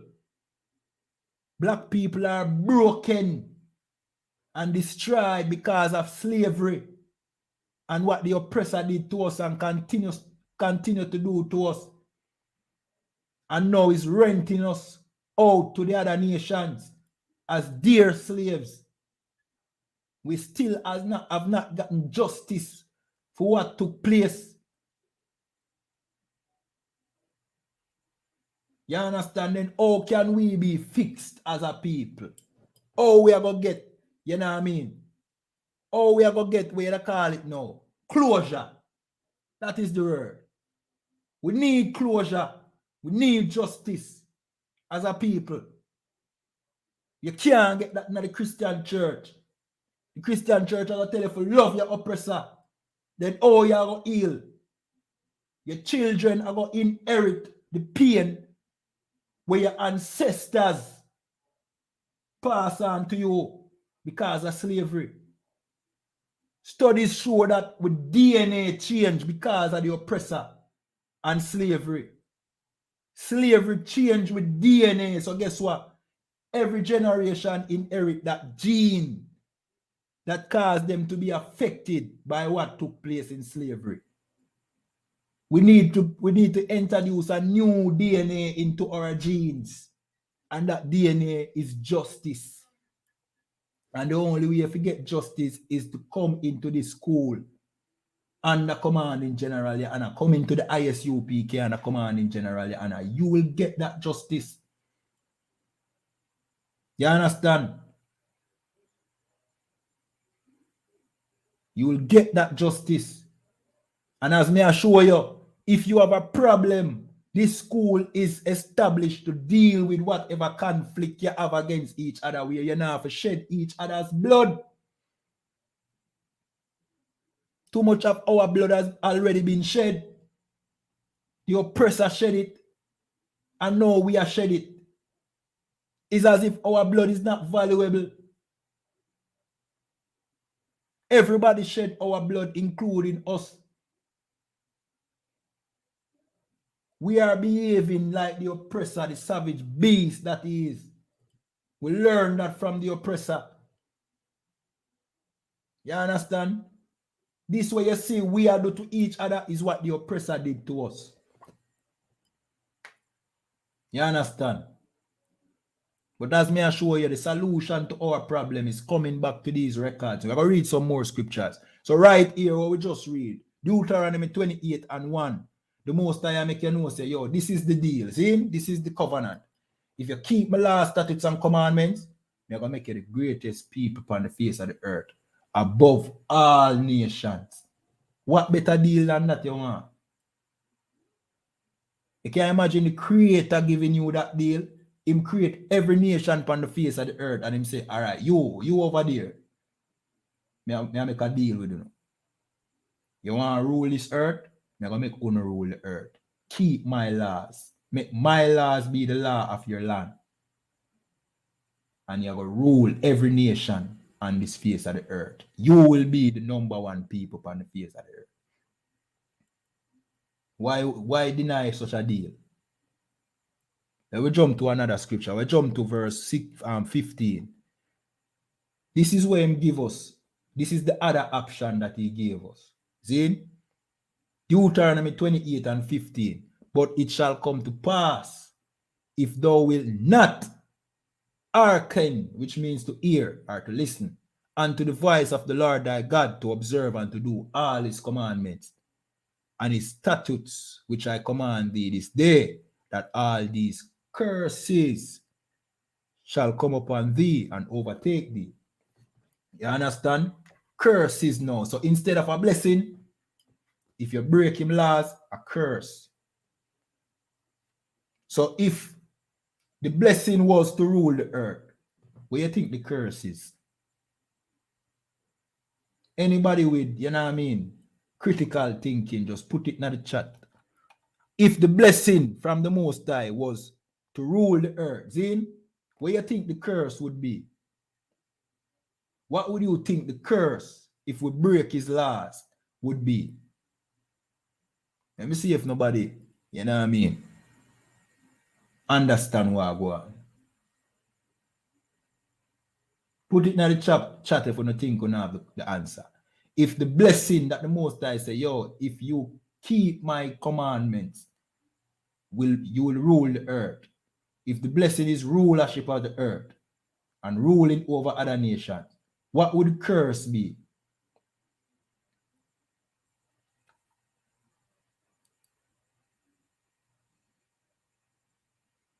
All right, for time's sake, the curse would be the other nations ruling you.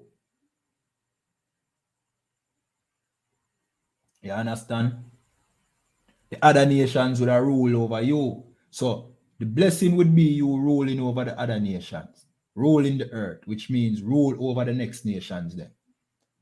The curse would be the other nations ruling over you, and that is exactly what I'm going right now.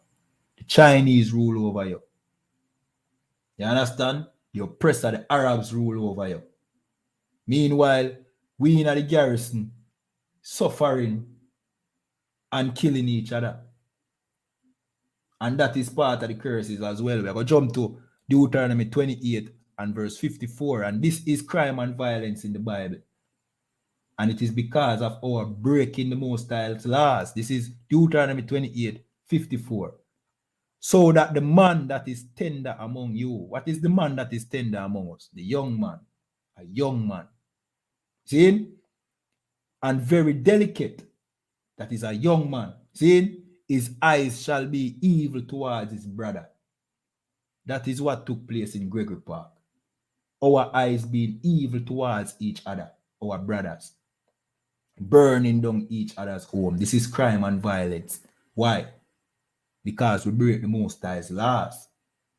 So now we don't have that protection. So because now our next nation rule over us, them deprive us of resources. Now our eyes become evil against each other. Because now we have to be fighting against each other for resource. You understand?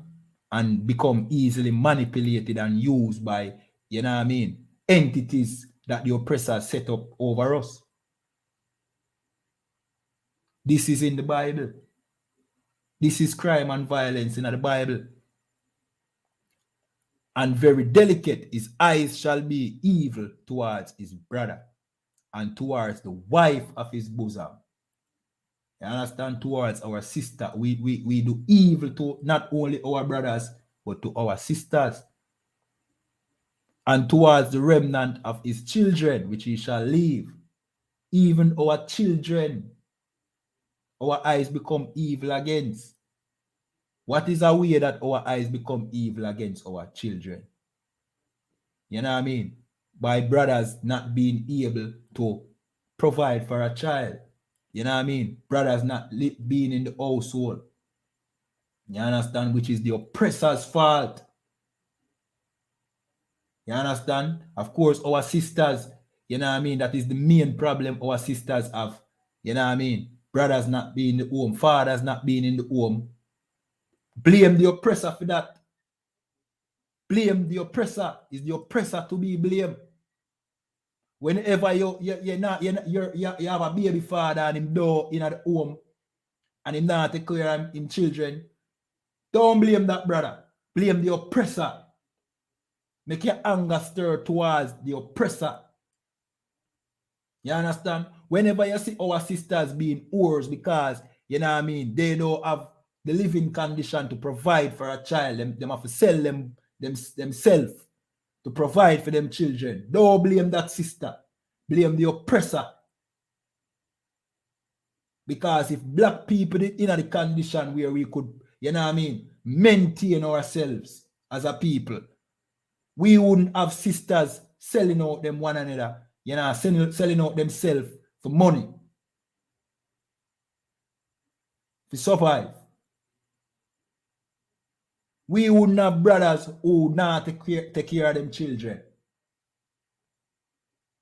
and throwing sisters away.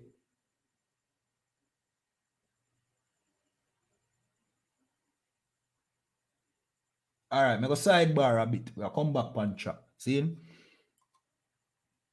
Somebody just asked, what's going on with the demonic star around your neck? Watch out, no, man. Let me show you something about black people. You know what I mean? Our people. See? And this is because of the oppressor. We blame the oppressor for this. See?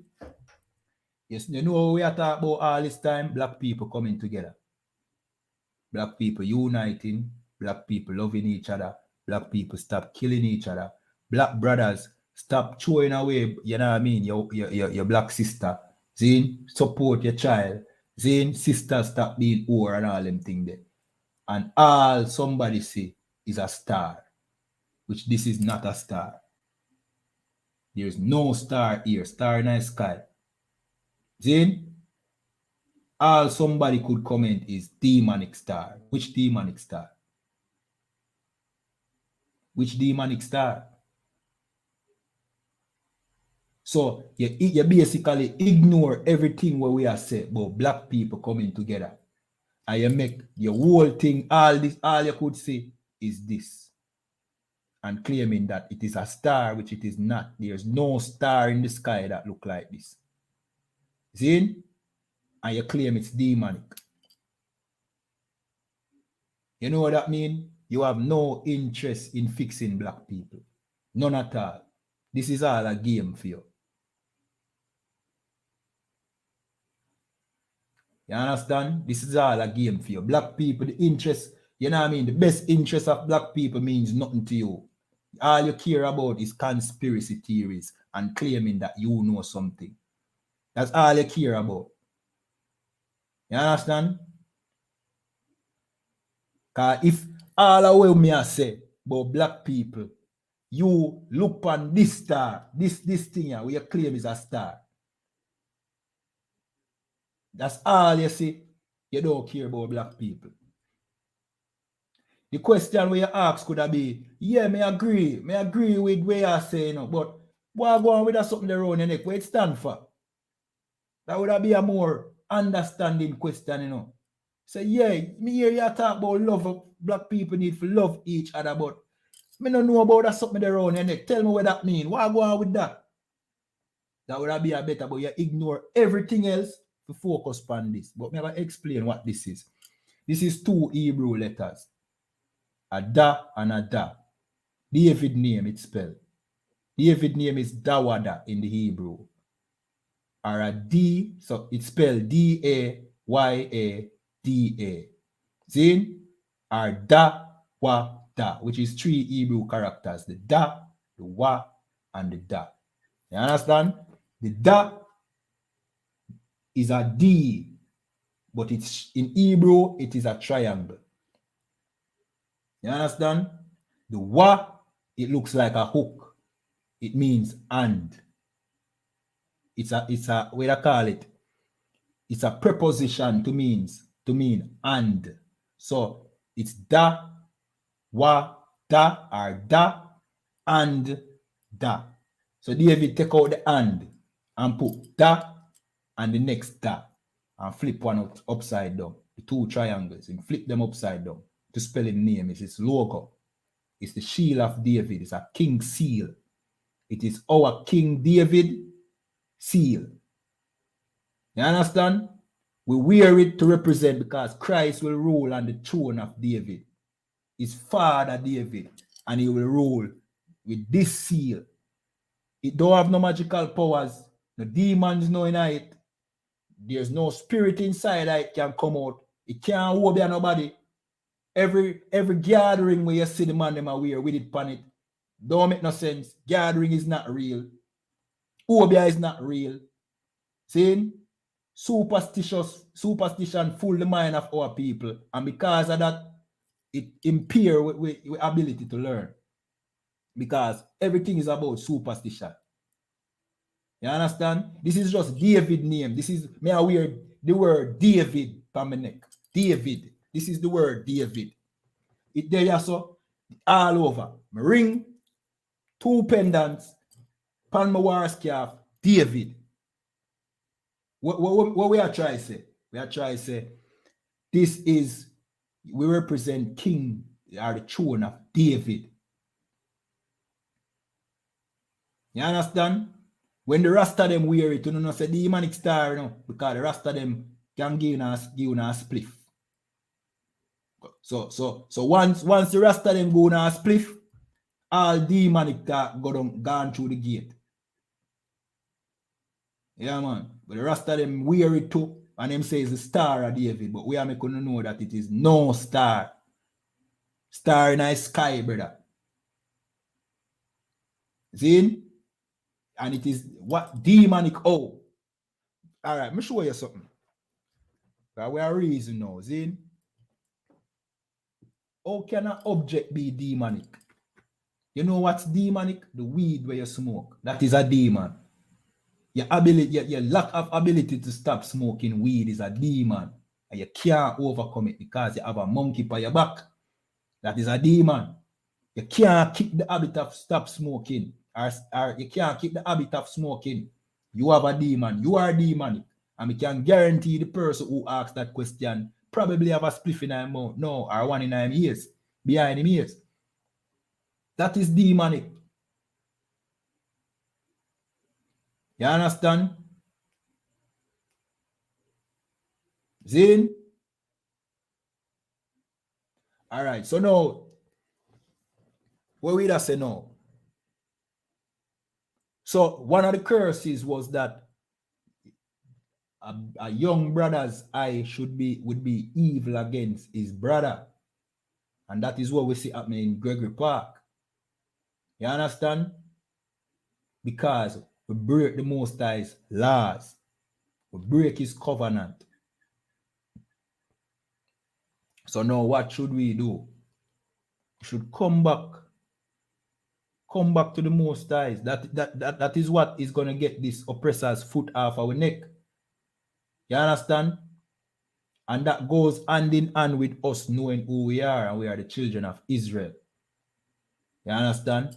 And this is the symbol of our king. This is the symbol of our king, which Jesus Christ, or YAHANNA Mashiach, which is a black man. He will rule under this sign. This sign is the sign as to who you are talking about. He will rule on the throne of David, like what the Bible says. Let me find that scripture. You understand? We're going to read that.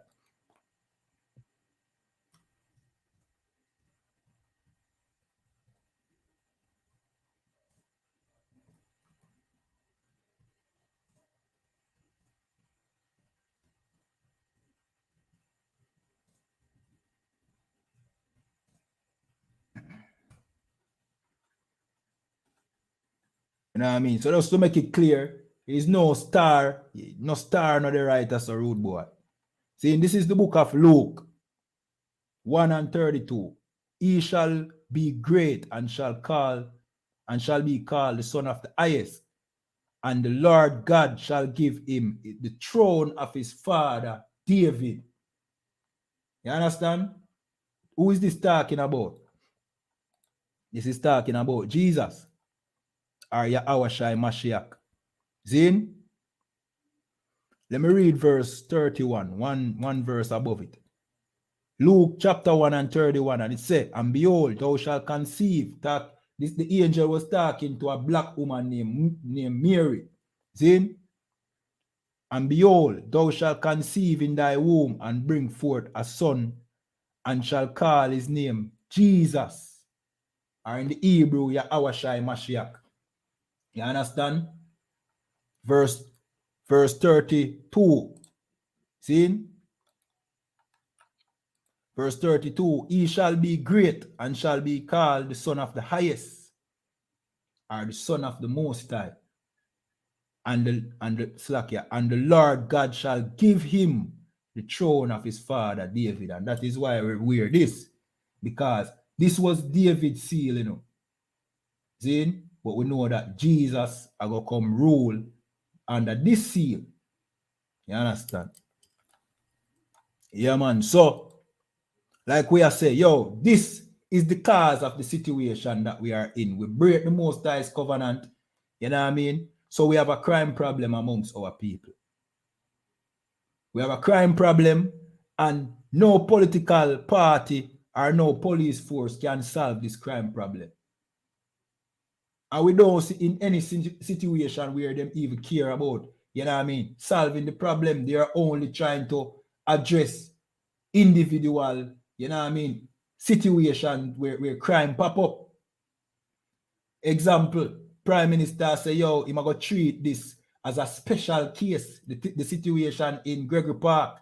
I'm going to treat it as a special case. I'm going to take special interest in it. Meaning, I'm going to send out more police and soldier. You understand? That's all I'm going to say. I'm going to send out more police and soldier. For those, you know what I mean? Brutalize the people in Gregory Park. And not address the problem. What caused brothers and sisters to become so violent against each other. And you know why I'm not going to do it? Because the problem lie at their foot or their feet. The problem is them. They were the ones, as I said, that introduced, you know what I mean, political gang warfare and terrorism to Jamaica. Back in the 70s, what used to happen? People houses used to get burned down in political gang warfare. You understand? Who caused that? The JLP and the PMP, the CIA, the KGB. That is where that come from. So all them are going like say, yo, oh, the people, the gangs in Gregory Park are now terrorists. You were the first terrorists. You made the oppressor introduce terrorism to Jamaica. So where you think could that happen? Where you think could that take place? That is why our people is like this rude boy. You understand? So I'm going with the time. Yeah. All right. We're just reason out the rest of the class. You know what I mean? Anybody have a question? You can just, you know what I mean, type on a question in the chat. See? All right. So somebody say, peace and blessing, my dear brother. We are not black. In the Black Laws Dictionary, black mean dead. All right. All right. This is what our people need to stop focus on. See? Just stop focus on things that are not really significant and focus on the point. You understand? Adrian McLeish, focus on the point. What are we saying?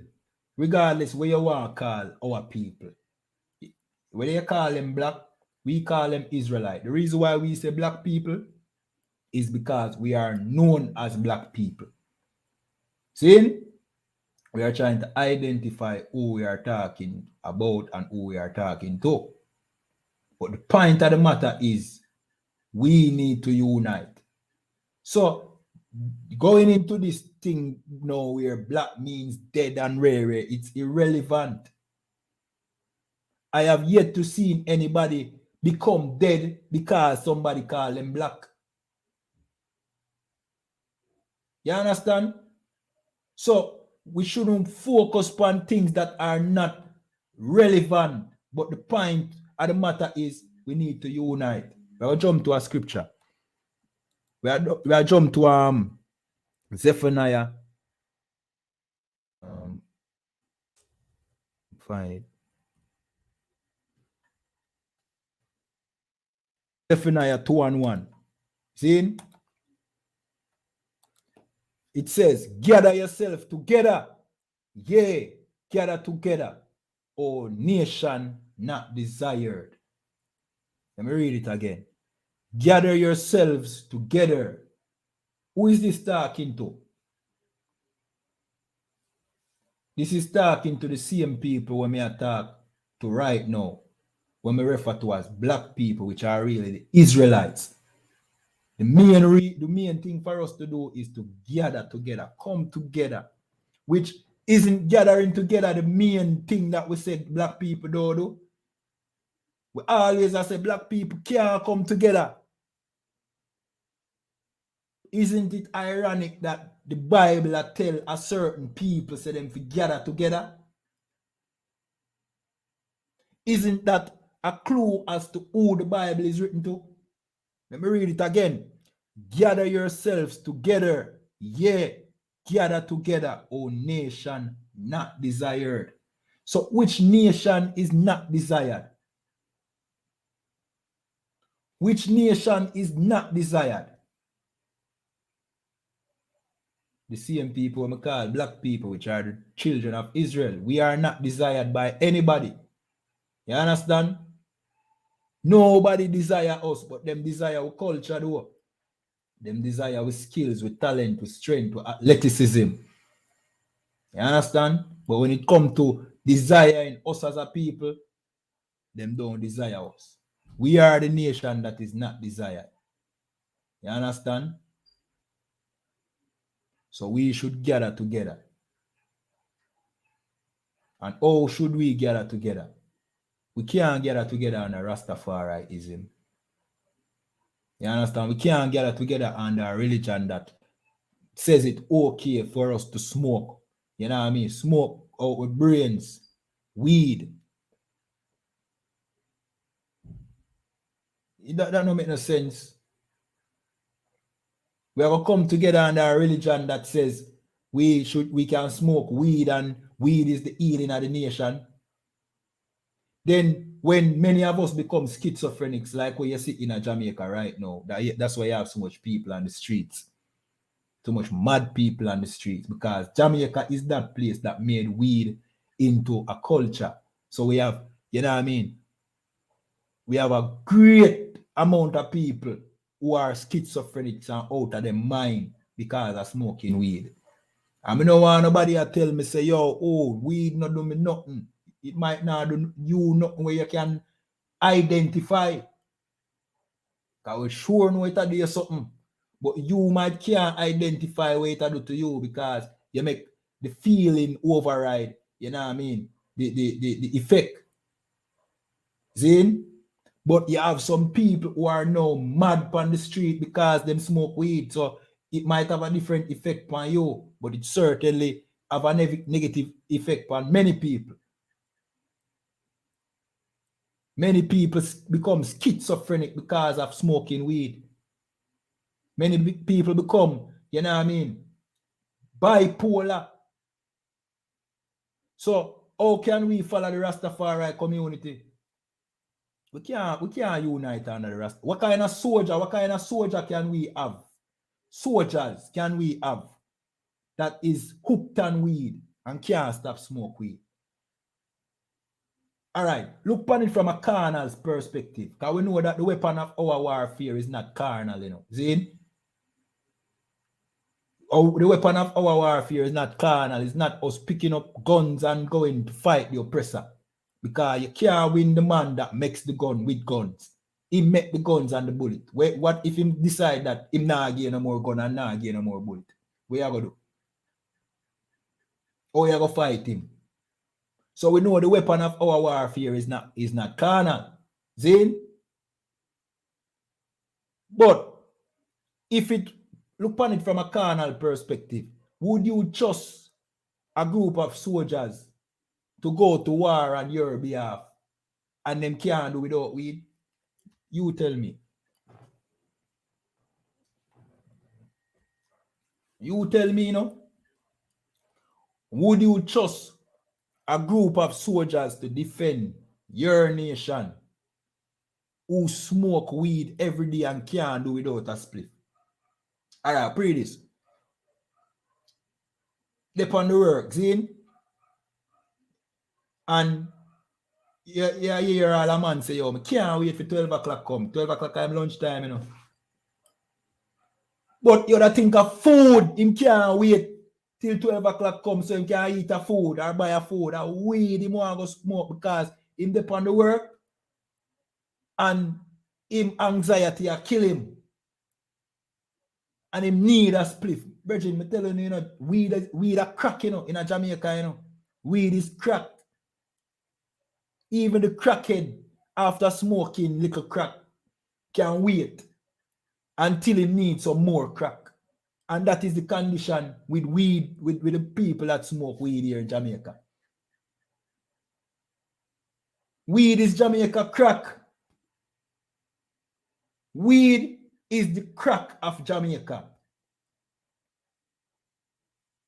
If you smoke weed here in Jamaica, you're a crackhead, a weed crackhead. You're not fit to fight any battle. So what you should do? Come in classes. Just forward, man. You still a smoke your weed, come. Don't bring your spliff though. Don't smoke no weed in the class. But forward. We have a teacher how to fight that demon. We have a teacher how to get that monkey off of your back. We have a teacher how to stop smoke weed. You understand? We have a teacher how to despise the smell of weed. You understand? We have a teacher how to hate weed. Right now, we know you can't see yourself without a spliff in your mouth. You can't imagine life without a spliff. Forward, man, we're going to show you. And we're not going to rub it in your face, and we're not going to tell you, say you know what I mean? We're not going to disrespect you because you smoke weed. Don't get it twisted. We just say that so you understand now that smoking weed is wrong. See? We're not going to treat you any different. You understand? Because you smoke weed. But we're going to help you kick that habit. We're going to show you that you're better without smoking weed. You're a better person when you not smoke. That you don't know your full potential because you smoke weed. You understand? We are going to encourage you to stop smoke weed. We are going to give you counsel and you're going to get the strength to fight that demon.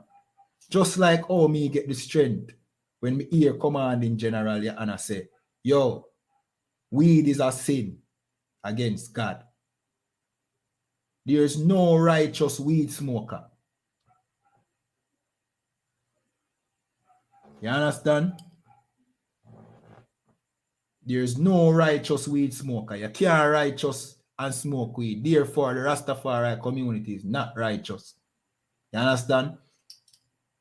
But because Jamaicans make, you know what I mean, here in Jamaica, weed smoking become like a culture. It's like a culture. So guess what go on now? We have mental problems here in Jamaica. Serious mental problems. Serious mental problems. And these mental problems cause us to can't be disciplined. You understand? Can't be disciplined. And anything that does not involve or allows us to smoke weed, we run away from it. But as me say, forward, man, and we will help you kick that demon, man. Help you fight that demon. And the situation in Gregory Park, Zane, you can rest assured that every man involved in burning those houses down and killing that taxi man smoke weed. One thing for sure you're going to find out here in Jamaica. Every member of a gang smokes weed. Every murderer smoke weed. You understand? So we that tell you about weed. weed is attached to violence. Enough people say, no man, weed calm down your nerve, man. Weed make you not do what you normally do. Two things about that. No.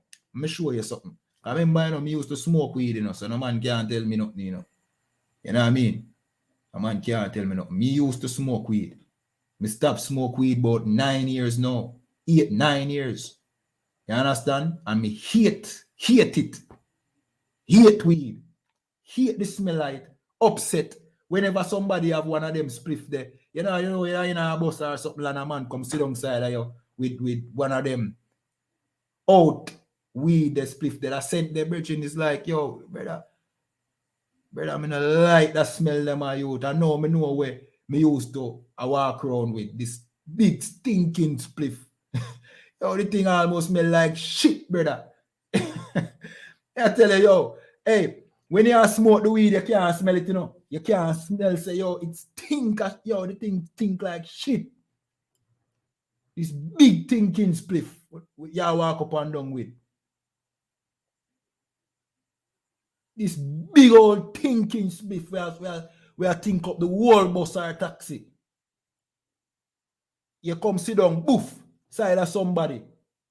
You sit down side of a girl and then you wonder why the girl not talk to you or why she make up her face. And because of the big stinking spliff you have in your hand.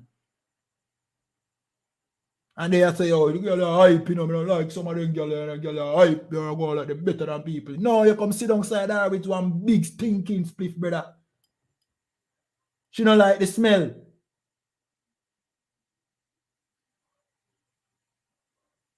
You understand? But you now realize it seems like how a crackhead don't know, say, yo, him close dirty. Him no business. You understand? Me so come back to the point to me that I make a while ago. I will show you why violence and weed smoking tie together. You understand? All of this are the curse. All of this is the curse, brother. Zin? Notice, what does a Rasta and a madman have in common? Somebody tell me in the chat. I'll show you something. What does a Rastafarian and a madman on the street have in common? May I go now 30 seconds to answer that question.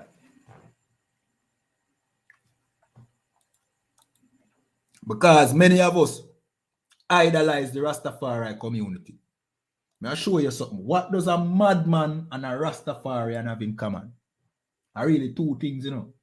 But I will address the main one first.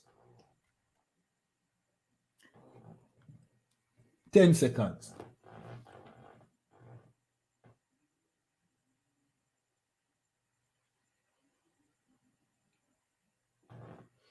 Let me tell you. A madman and a Rasta both have dreads. A madman have dreads in him ear or not him ear not up because he's a madman. He have no means of grooming himself. A Rasta choose to take on that imagery of looking like a mad person. You understand? And that go hand in hand with the weed. And the weed make him take on the image of that mad person. You understand? The weed. Zane, that's why we are telling you, what kind of following Rastafariism? Rastafariism is, you know what I mean, a step backwards. And them will make you know, say, oh, a locks. Them are weird. I don't know locks that are not the locks where Samson did have in him head. The locks where Samson have in him head was braids, cane rose. Just like my own nappy and now still, my own due for your renewal. You understand? But Samson wear braids, cane row. Because he was an Israelite, that is our custom, not no dreads. Dreads are madman. You know what I mean? You know, the slaves used to have in dreads. Guess why? Because in slavery, you had no means to groom yourself. You have to just, you know what I mean? Just live. You live like a mad person.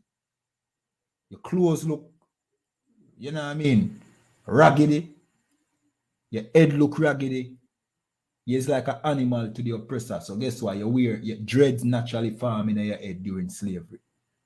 So why the Rastafari people them sport dreads as if dreads is any, you know what I mean, badge of honor, when it is the image of someone that is unable to groom themselves. You're gonna make them same people that tell us weed is good to smoke. Weed is not good to smoke. Weed turn you into a mad person, which leads me to my second, you know what I mean, similarity between mad people and Rasta. Mad people and Rasta is both schizophrenics.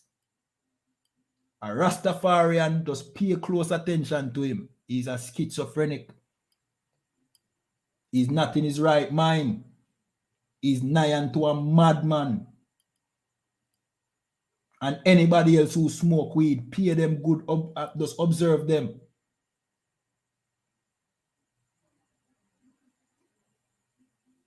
Just observe them. Weed is a strong demon here in Jamaica, you know. Strong, very, very strong, you know.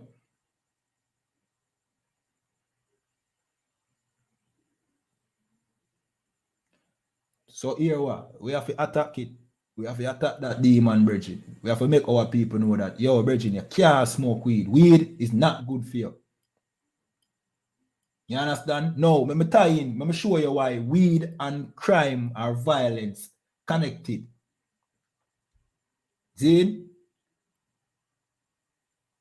A man wake up on a crime scene if you go commit a crime.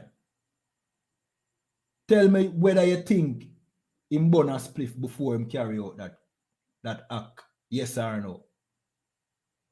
You think him burn a spliff before him go up on that crime scene? Of course. Him burn a spliff for settle him brain. So that this act where him go carry out right now, him desensitized to it because him just burn a spliff. So him can carry it out more cold-heartedly than if him never depend any kind of drugs. You understand? Than if him did sober. If him did sober, then it would affect him. But burning a spliff bring him mind to a place where now him can carry out this act without any remorse. Him calm. You understand? Another side effect of weed now, and another thing, see, is this. When you smoke a spliff and now the effect are wear off and you can't get a spliff, you become angry and frustrated and you start think violence. May I tell you as a man who used to smoke, nobody can't tell me otherwise. This was a situation where we confirm, while me I smoke weed, we confirm that with all of the weed smoking brethren there. We reason it out and say, yo, daddy, yo, we can't get a split made hot. Made hot, youth. We confirm it. I say, yeah, man, yo, I never want to see nobody, me even like people. Boy, ever chat to me too hard, my busting face. We confirm that when me that smoke weed with my weed friend them, so I know me alone.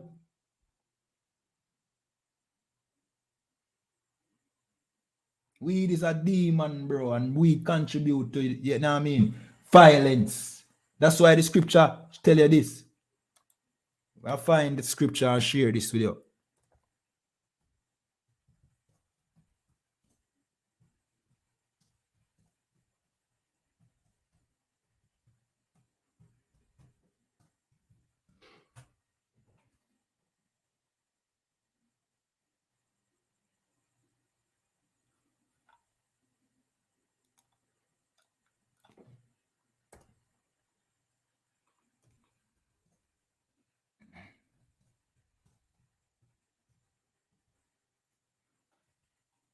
One second.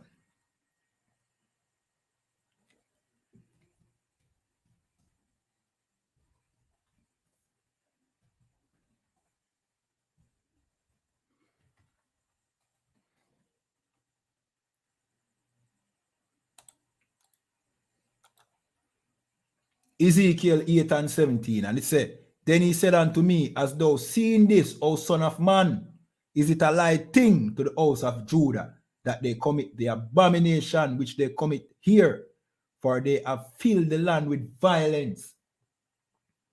So this abomination that the house of Judah committed was tied into, our violence was tied to the abomination that the house of Judah committed. Zin? And have returned to provoke me to anger, and lo, they put the branch to their nose. The branch is the weed branch where you put to your nose. Every weed man knows, say, yo, to test the grade of any weed, you put it to your nose and you smell it. And I say, yo, a good weed, this, you know, yeah, man. Where this come from? Yo, you know, say, West, that weed that come from such and such place. You know, say, so and so. You know, say, this is the new rare. Yeah, man, this bad man, rare. Give me that branch up. Wrap up this for me there. Give me 100 back. Give me a 50 back. See? The Most High tied that in with filling the land with violence. Because this is one of the motivations for violence. You understand? And this is a part of the curse, brethren. Oh, we have to fix this. We have to fix this by coming to the Most High. Turning back to the Most High, rude boy. You understand? And guess what I go on now? Now is that time, because we in a situation now where the Most High is putting everything into play to defeat or destroy our oppressor. You understand? And guess what? Many of our people will be destroyed with the oppressor. Many of our people will be destroyed with the oppressor. You understand? The Bible prophesied that the oppressor will go extinct. The blonde ear, blue-eyed devil will be no more. You understand? He's going extinct. You understand? Because of the violence and every evil act that he has done and enslaving the children of Israel and keep on oppressing and brutalizing our people to this day. He's going extinct. But guess what I go on now? You need to separate from the oppressor. You need to come back to the Most High so that you don't, you know what I mean? You don't fall in the judgment of the oppressor. You understand? Let me find that scripture. See?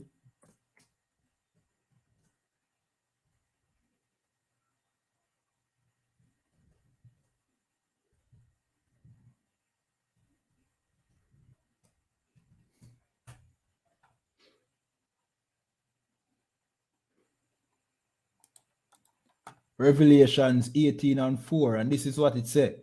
And I heard another voice from heaven saying, come out of her, my people. So the Most High angel, I said to a certain people, come out of her, my people. All right there, so now, see, just think about what the scripture there said. Let me read it again. And I heard another voice from heaven, which is an angel, because Revelation is a vision that John got. Revelation is the revealing of Christ. See? And John heard a voice. Let me read it again. And I heard another voice from heaven saying, come out of her, my people. Who is the her? It's the daughter of Babylon, the great whore. See? Which is America. You understand? Which is the seat of the oppressor. See? But who is my people? The Most High tell a certain people to come out of her, come out of Babylon, come out of America. Who is my people? The Most High's people, the children of Israel. Black Hispanics and Native Indians. The Most High said, come out of her, my people. Which you know that Jamaica is an extension of Babylon. Everywhere that the children of Israel are enslaved today is an extension of Babylon. See? So he said, come out of her, my people, that ye be not partakers of her sins. What is her sins? LGBT. Everywhere you go, you see a LGBT person today amongst black people. You go to the workplace, a LGBT person as your supervisor. You understand? It's so, yo, Bridget, it's so uncomfortable, daddy. Zin? That is what our people have gone to everywhere. And guess what? They put these kind of people over you. So that you look at them as if they are in some kind of rulership position. So that any strong brother will look at them as if they are authoritative. That is how them kill your spirit.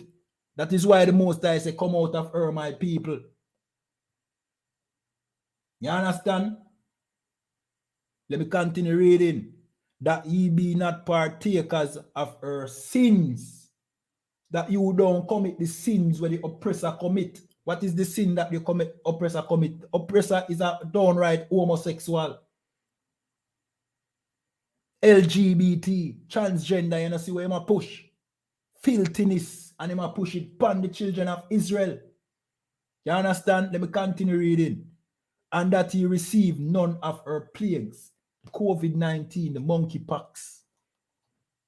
All of them things there. So the Most High say, come out of her. That you don't receive the punishment where she are going to get. Babylon are going to get punished. The oppressor is going to get punished. You understand? What you need to do is separate. Or you separate. I mean, Jamaicans don't have money to leave Jamaica. Or don't have a visa to leave Jamaica. So oh, you go leave from around the oppressor. Or you go leave America.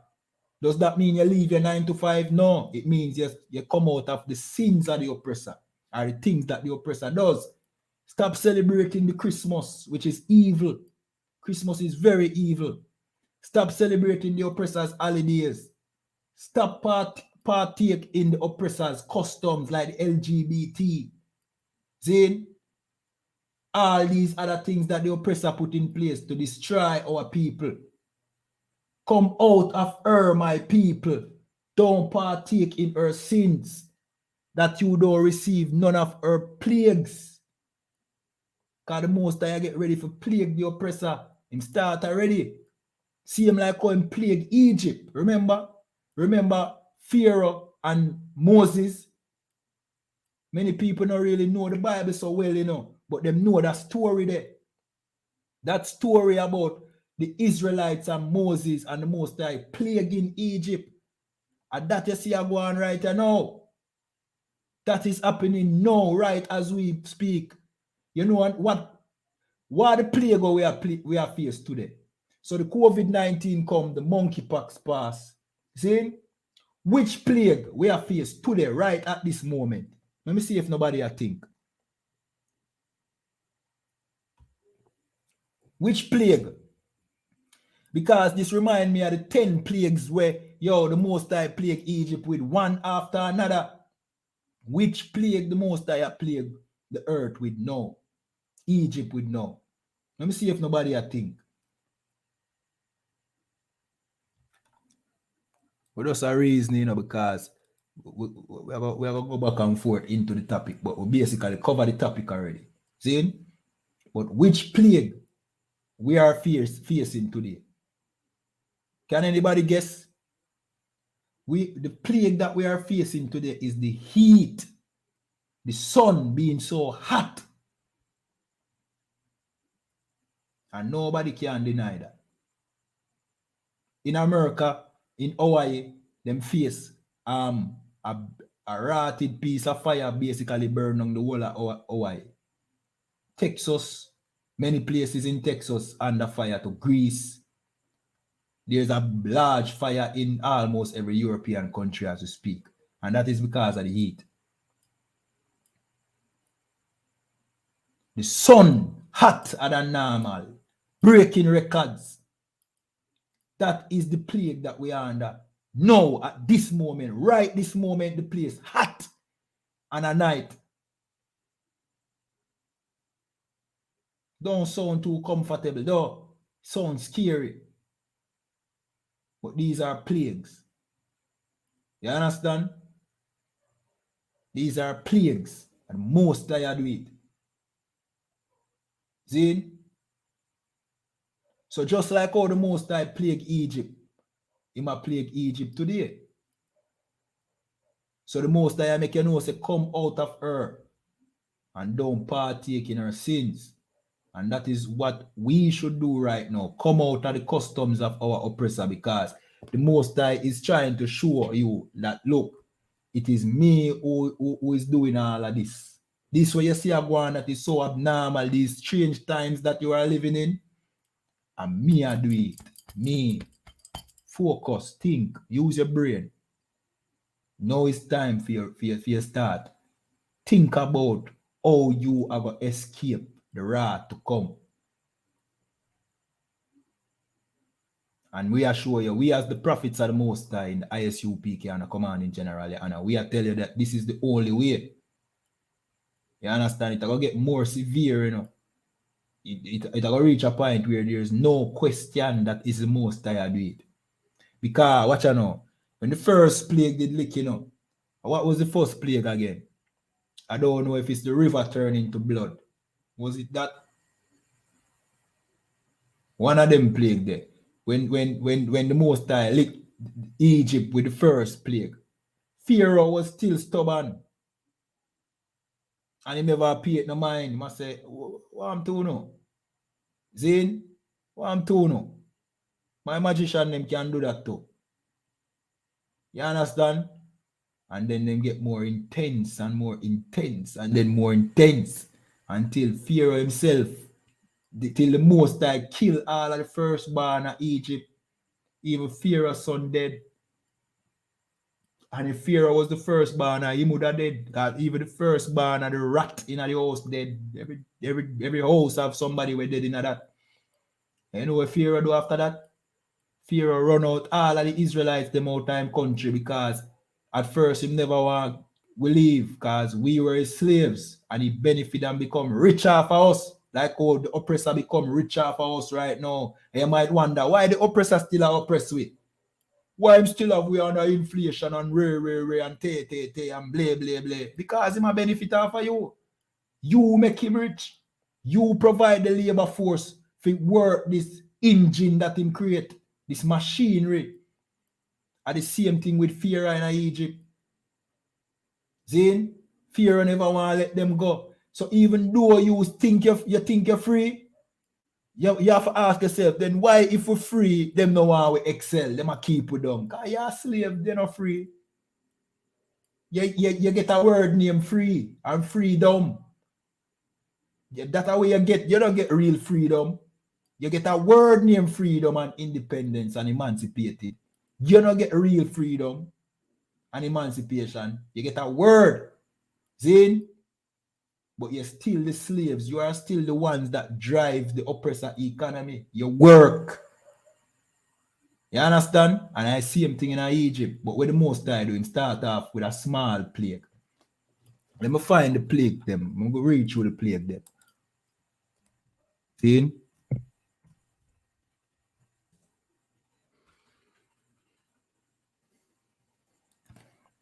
Read through the plague them. You know what I mean? We'll start with Exodus chapter 5. And 5 and 1. And after Moses and Aaron went in and told Pharaoh, thus saith the Lord God of Israel, let my people go, that they may hold a feast unto me in the wilderness. I similar to what the I.S.U.P.K said today.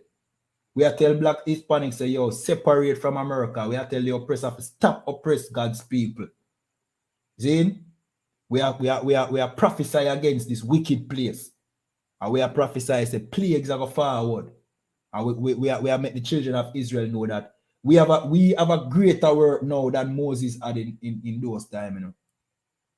The work what we are doing right now, greater than when Moses, not diminish Moses' work, you know, it was a great work, you know, but you see, now what we are doing is more crucial than Moses, because now is the time of our everlasting freedom. You understand? And the coming of our king. See? So basically the same thing we are doing. You understand? Verse 2, and Pharaoh said, who is the Lord that I should obey his voice to let Israel go. I know not the Lord, neither will I let Israel go. And that is what the oppressor do. The oppressor say, who is your God? Me have my space force, me have UFOs. You understand? Me have my UFOs. We are talking about my UFOs can go Mach 20. You know what I mean? In 0 to no second. Just zoom. You understand? My UFOs can go out in space. Who are you talking about? Which Lord? Which God will come save you from me? You don't even know my technology when me have an eye. You only see my arm now and think that, and that is a force that is to be reckoned with really. Imagine what, you know what I mean, the oppressor has, that he is hiding.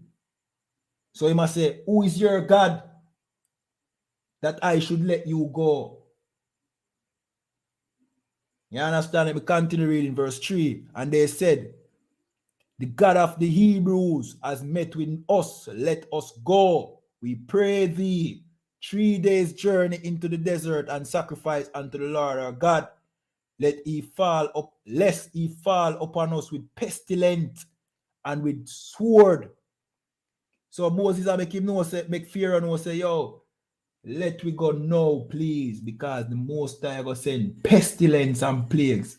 We have a whole heap of pestilence. The bird flu is the highest it has ever been. You know, hear about that though. Just Google. Just go into your Google machine and type in bird flu 2023 and you will be shocked. Pestilence, brethren. This heat is a pestilence. A plague. So 2019 was the COVID-19. Monkeypox 2020 or 21. And different things throughout the time. You have the bird flu and so forth and other things. And in 2023, you have the heat. See? And it is going to get worse and worse and worse and worse and worse and worse and worse. Just like in this scenario. See? Verse 4. And the king of Egypt said unto them, wherefore do ye, Moses and Aaron, let the people from their work? All right, let me go down to the plagues them now. See? Go down to the plagues.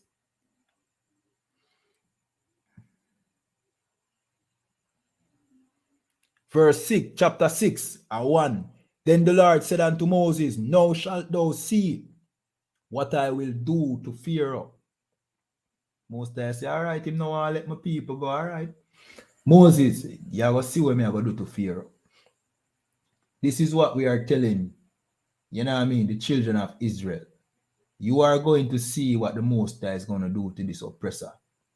And this is even greater than what the Bible talks about in Egypt. The Most High is going to do something wonderful to this oppressor that we will never forget it. Never. We will understand what kind of God we serve and how terrible him is. This great nation called America will be, you know what I mean, completely uninhabitable. America, that big piece of land on the map of the earth, would be uninhabitable. The white man that you are, the white people that you call the standard of beauty and the standard of accomplishment and power will be like the dinosaurs. Trust me, when the Most High done, we won't be able to sin against him anymore, brother. We would be grateful to serve the Most High when we see what him do to the oppressor. See? But Egypt was just a small example of what the Most High is capable of. Small example. Let me continue read it. Then the Lord said unto Moses, now shalt thou see what I will do to Pharaoh, for with a strong hand shall he let them go, and with a strong hand shall he drive them out of his land. Yeah, man. Let me continue reading. Verse 2, and God spake unto Moses and said unto him, I am the Lord. Or in translation, I am Yahweh. You understand? That is the Most High's name, not Yahweh, Yahweh. See? Verse 3, and I appear unto Abraham. He must show you who him is. He must say, me did appear to your father Abraham. See? And unto Isaac. Yeah, man, may appear to them. See? And Jacob. These are our forefathers. See?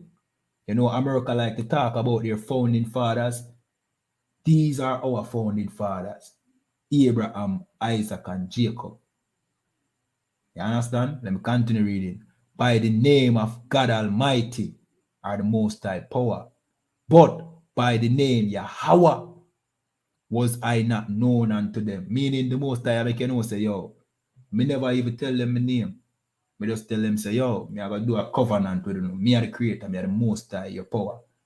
But Moses, no, me I tell you my name. Me name Yahweh. Look what me I going to do to them, boy. You know, like a man that say, yo, a man that say, yo, watch what me I going to do. I'll show you, say, me name what me name. That the Most High do, you know. That the Most High said to Moses. I'll show you, say, me name what me name. I'll show you, me I going to do to Pharaoh. I'm going to mash up the whole of Egypt. Yeah, man. Me name Yahweh. Remember that. Make that lucky in your brain. Watch this. See, let me continue reading. Verse 4. And I have also established my covenant with them. So, the Most High established a covenant with first Abraham, which we come from. So, from them time there before you, me and your born, the Most High established a covenant, a deal with Abraham. Say, yo, look, you have to make your seed, your children, them rule this earth. You agree? Yes or no? You want it? Of course, Abraham want that. He want good for him children. Can you imagine? You have children, and the Most High make you know, say, yo, your children, them are going to prosper and flourish. Abraham glad for that. So why we don't glad to come back to that covenant? Why we want to be Rasta? Half mad people. Why we want to be Christians? Sellouts and traitors to our own people. Why we want to be that? Why we don't want to be the Most High's people again? See, let me continue reading. To give them the land of Canaan. The land of Canaan is the most fertile and beautiful land. It was the Garden of Eden. See? That is in the Middle East. That is where we are from. We are not from no Africa. We were passing through Africa. We fled from persecution down into Africa. And that is where the Africans, them team up with the oppressor and them ship way over here. But we are not from there. You understand?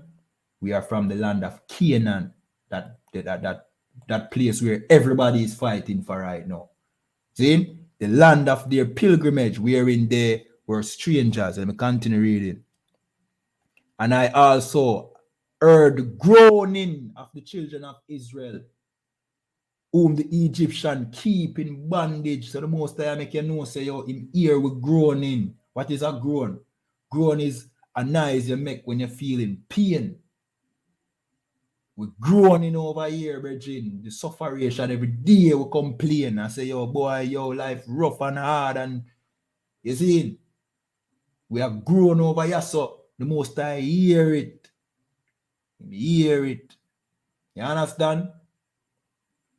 And the Egyptians keep us in bondage. The oppressor, which is the Egyptians today, keep us in bondage. To the point now, we didn't even know, so we in a slavery. Right now, ask any black person, they say we're free. Yo, it's a wonderful job the oppressor did, you know, so wonderful. You have to wonder that black people in a oppression and think them free. Can you imagine your slaves and do the job of a slaves and think them free? You know, not to worry about them, man. You're good.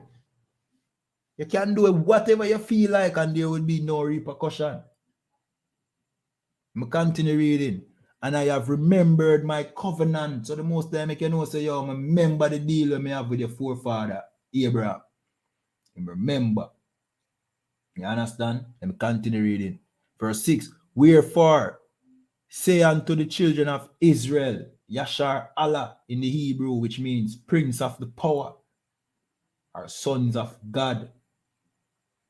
I am the Lord, or I am Yahweh, and I will bring you out from under the burden of the Egyptians.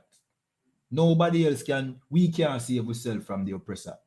Oh, can we? We can't do it. That's impossible. But the Most High can. You understand? Let me continue reading. And I will rid you out of their bondage. Most High say, I will rid you out of them bondage. You understand? And I will redeem you with a stretched out arm and with great judgment. Most High show you say, yo, his arms will be stretched out. You know, like somebody stretching out them hand to embrace you. That is love. You understand? Most High offer love to us, brethren. Stretch out arm as if you want for August. Come. You understand? Let me continue reading. Verse 7. Hold on, I'm put this on the screen. Verse 7. I will take you to me for a people, and I will be to you a power or a God. See? And ye shall know that I am the Lord, your God, or the Most High, your power. So, he might go free we out of slavery from under our oppressor. And he might go take us unto himself as his people. You understand? And he will be unto us as a God or a power. Meaning, we look to him for everything what we need. Protection, you know what I mean? Everything, he will make sure say we rule this earth. Virgin has a sweet offer that in a charge. No fairy tale, you know.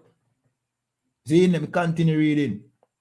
Zin, and he shall know that I am Yahweh, your power, which bringeth you out from under the burdens of the Egyptians. You understand? Yeah, man. And currently we are under the burden of this oppressor, and the Most High is stretching out his arm once again to free us from under the burden of this oppressor.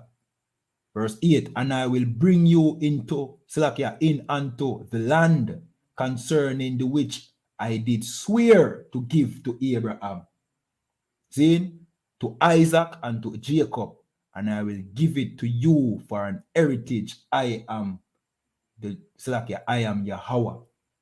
You understand? Me name what me name. Basically, most I say, yo, me name what me name. Me I go do that. Watch. You understand? Verse 9, and Moses spake so unto the children of Israel, but they hearkened not. Let me read that again. Moses tell the children of Israel where the Most High said to him. Let me read it. And Moses spake so unto the children of Israel, but they hearkened not unto Moses. They never listen. Just like you now listen to them.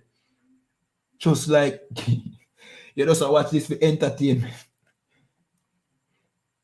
You just watch this for entertainment, though. Yeah, man, you now listen. They hearken not unto Moses for anguish of spirit and for cruel bondage. And let me explain that. And that is the situation right now.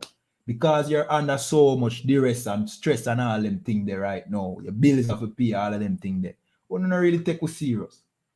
When I say, yeah, but oh, we're not going to pay me. We're not going to give me money. We're not going to pay me rent and which you shouldn't have worry about that. As me I say, keep your 9 to 5 work, but make sure say you do the right thing. Come into the school now. You understand? Forward. See? Stop saying, well, yeah, but me have to don't worry about that. The Most High will take care of you. You understand? You coming into this school is not you compromising your ability to make money or to survive. No, you guarantee the Most High's protection. And you guarantee your spot in the kingdom of heaven. What is the kingdom of heaven? When the oppressor is destroyed and black people rule the earth. That is the kingdom of heaven. Not somewhere that you die and go to like a Christian pastor teach. See? Let me read again. And Moses spake so unto the children of Israel, but they hearkened not unto Moses for anguish of spirit and of cruel bondage. This cruel bondage that you're under right now, make you the only thing that you're concerned about right now is back to school coming up, and everybody's, you know what I mean, everybody's top priority is buying books and school bags and uniform, paying school fee and all them things right now. And nothing wrong with that. You know what I mean? Your children have to go to school. But that is the reason why right now you're not even listening right now. You don't even take us serious. Because school fee is a burden and a bandage to you right now. Lunch money, oh, you go find lunch money, oh, you go find, you know what I mean, the uniform money, the book money, the book list money, or you go buy the school bag and the school shoes. That is your bandage right now, your cruel bandage you're under right now because of this oppression. You're under anguish because of that. Fretting every day, wondering and worrying. So when you hear, we are taught now and I tell you, say, yo, the most I got destroy this oppressor. It sounds good, but your main focus is school fee, lunch money, back to school. You understand? But the wise amongst us will you know what I mean, overlook those things. And I said, throw the cares of those things to the wind when I said that. But don't make it stop you from coming into the school because everything I boil along right now, no pun intended. See? Verse 10, and the Lord spake unto Moses, saying, go in, speak unto Pharaoh, king of Egypt, that he let the children of Israel go out of his land. All right, I'm going to find the plagues.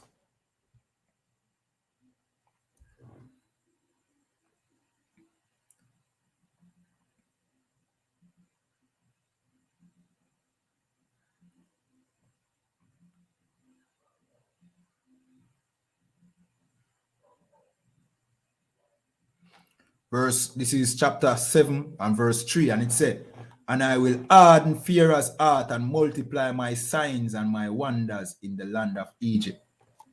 So, all right. So the Most High basically harden Pharaoh's heart. See? Make Pharaoh stubborn. And basically make Pharaoh get more stubborn. Why the Most High do that? Because Christians read this and them, it baffle them. They must say, then if you want Pharaoh, let the people them go. Why you make Pharaoh harden? Because the Most High never want Pharaoh let us go. He want take us out of Pharaoh and you understand? He never want Pharaoh say, all right, go on. No, he want destroy Pharaoh in front of we and show we. Say him destroy Pharaoh. So him harden Pharaoh heart so that we can see and see say Pharaoh never have no interest in letting us go, and the Most High force him to do so. You understand? So the Most High destroyed Pharaoh. Let me find the plagues. Hold on. Hold on 1 second. Verse 10, and Moses and Aaron went in unto Pharaoh, and they did so as the Lord had commanded, and cast down his rod before Pharaoh and before his servants, and it became a serpent. So the first sign, the Most High make Moses' rod turn, the rod where him walk with him staff turn into a snake right before Pharaoh. Let me find the next plague. So that is not, you know what I mean? That don't nothing though. You make a rod or a staff turn into a plague, a snake, a serpent. It not affect the grand scheme of things. It's just probably Pharaoh see it and frightened. I said, what that? But it not free nobody, it not destroy Egypt though. All right, we'll find the next plague. I'll skip through them.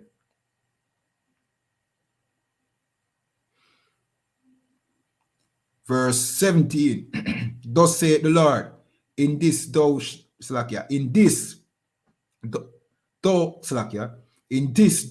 know that I am the Lord. Behold, I will smite with the rod that is in mine hand upon the water which are in the river, and they shall be turned into blood. Many people have reports say them see, you know what I mean, water in Russia turning into blood. We don't know how true that is right now, but we hear a lot about that. See? But Moses used the same rod, touched the waters of Egypt, the rivers, which we know that is the river Nile. The river of Egypt is that Nile that Rastafari and them love. See? Turn the Nile River into blood. You understand?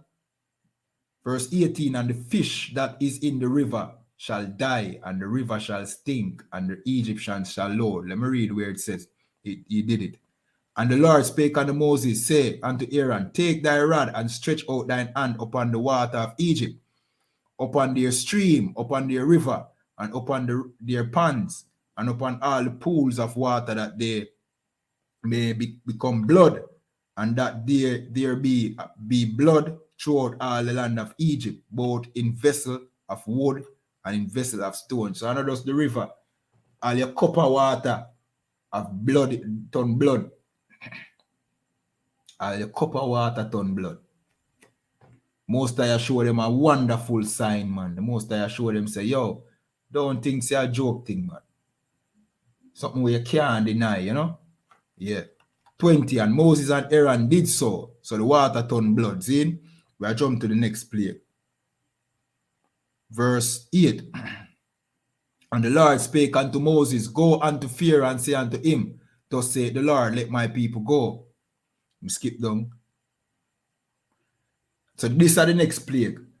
And the river shall bring forth frogs abundantly, which shall go up and come into the house and into the bedchamber and upon thy bed and into the house of thy servant. All right, let me just skip way down to the last plague. You know what I mean? So you have the swarm of flies as well. You have the frogs. You have the hail of fire. You can't read the whole light tonight. See? We skip down to you have the cattle, them where the most kill off the Egyptian cattle. See? You have, I'm gonna say, hail, darkness,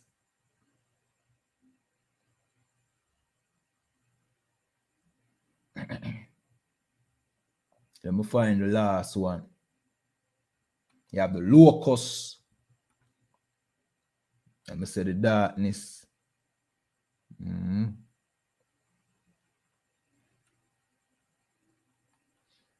1 second.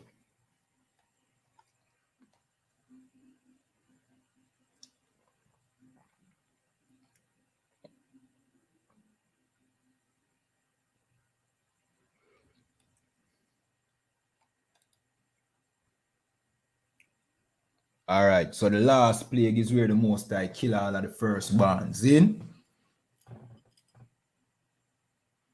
Let me just read the exact scripture.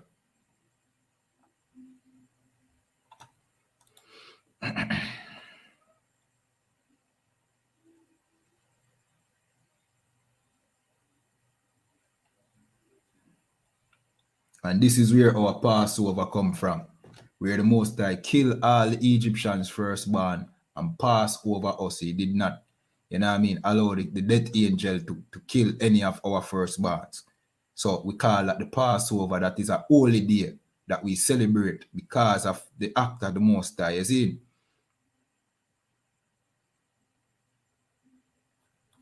1 second.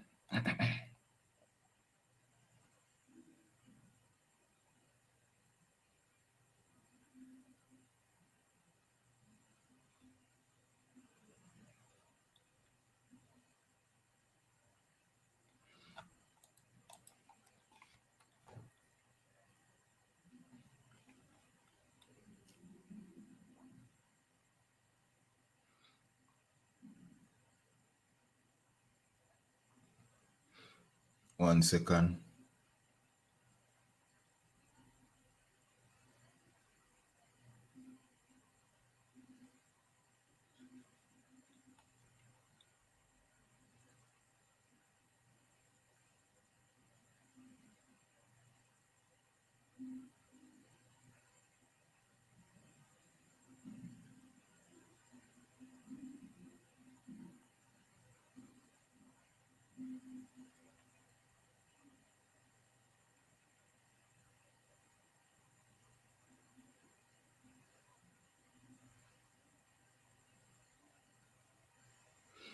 One second. We just want to find the exact thing and read it, you know what I mean? 1 second.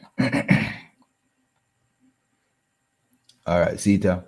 And it came to pass that at midnight the Lord smote all the firstborn in the land of Egypt, from the firstborn of Pharaoh that sat on his throne, unto the firstborn of the captive that was in the dungeon, and all the firstborn of the cattle.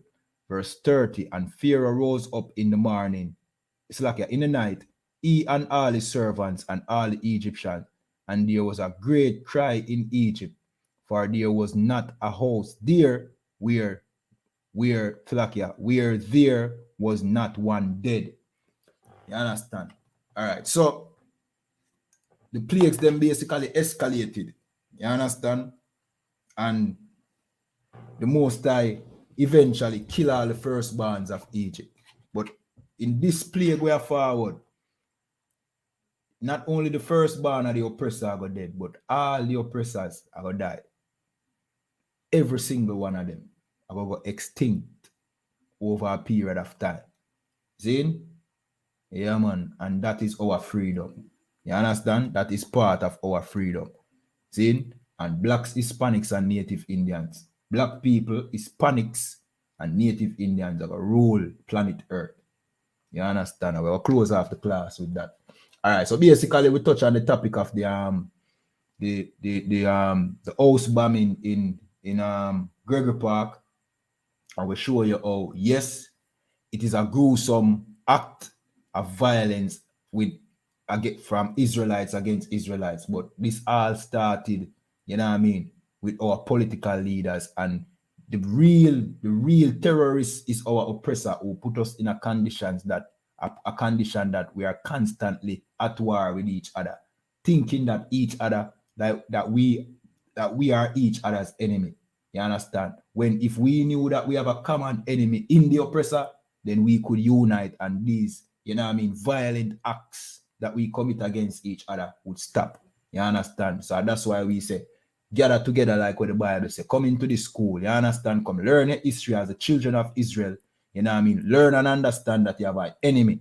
When you learn that your enemy is the oppressor, you understand? Keep these laws, statutes, and commandments and the covenant that the Most High gave to us. Learn to love your brother. Learn to love your sister. You know what I mean? Then you will see us, you know what I mean, stop killing each other. Then you will see this oppressor come to his end, basically. You understand? And with that, we're going to jump to the security announcements. See? We're read the security announcements and then we're going to salute out.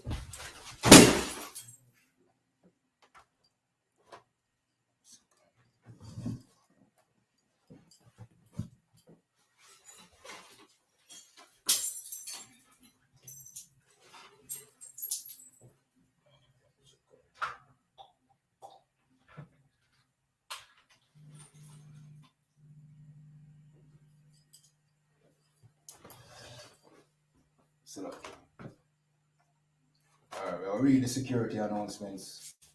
Alright, these are the I.S.U.P.K security announcements, where the I.S.U.P.K started out of 1 West 125th Street, Harlem, New York, and the commanding General YAHANNA.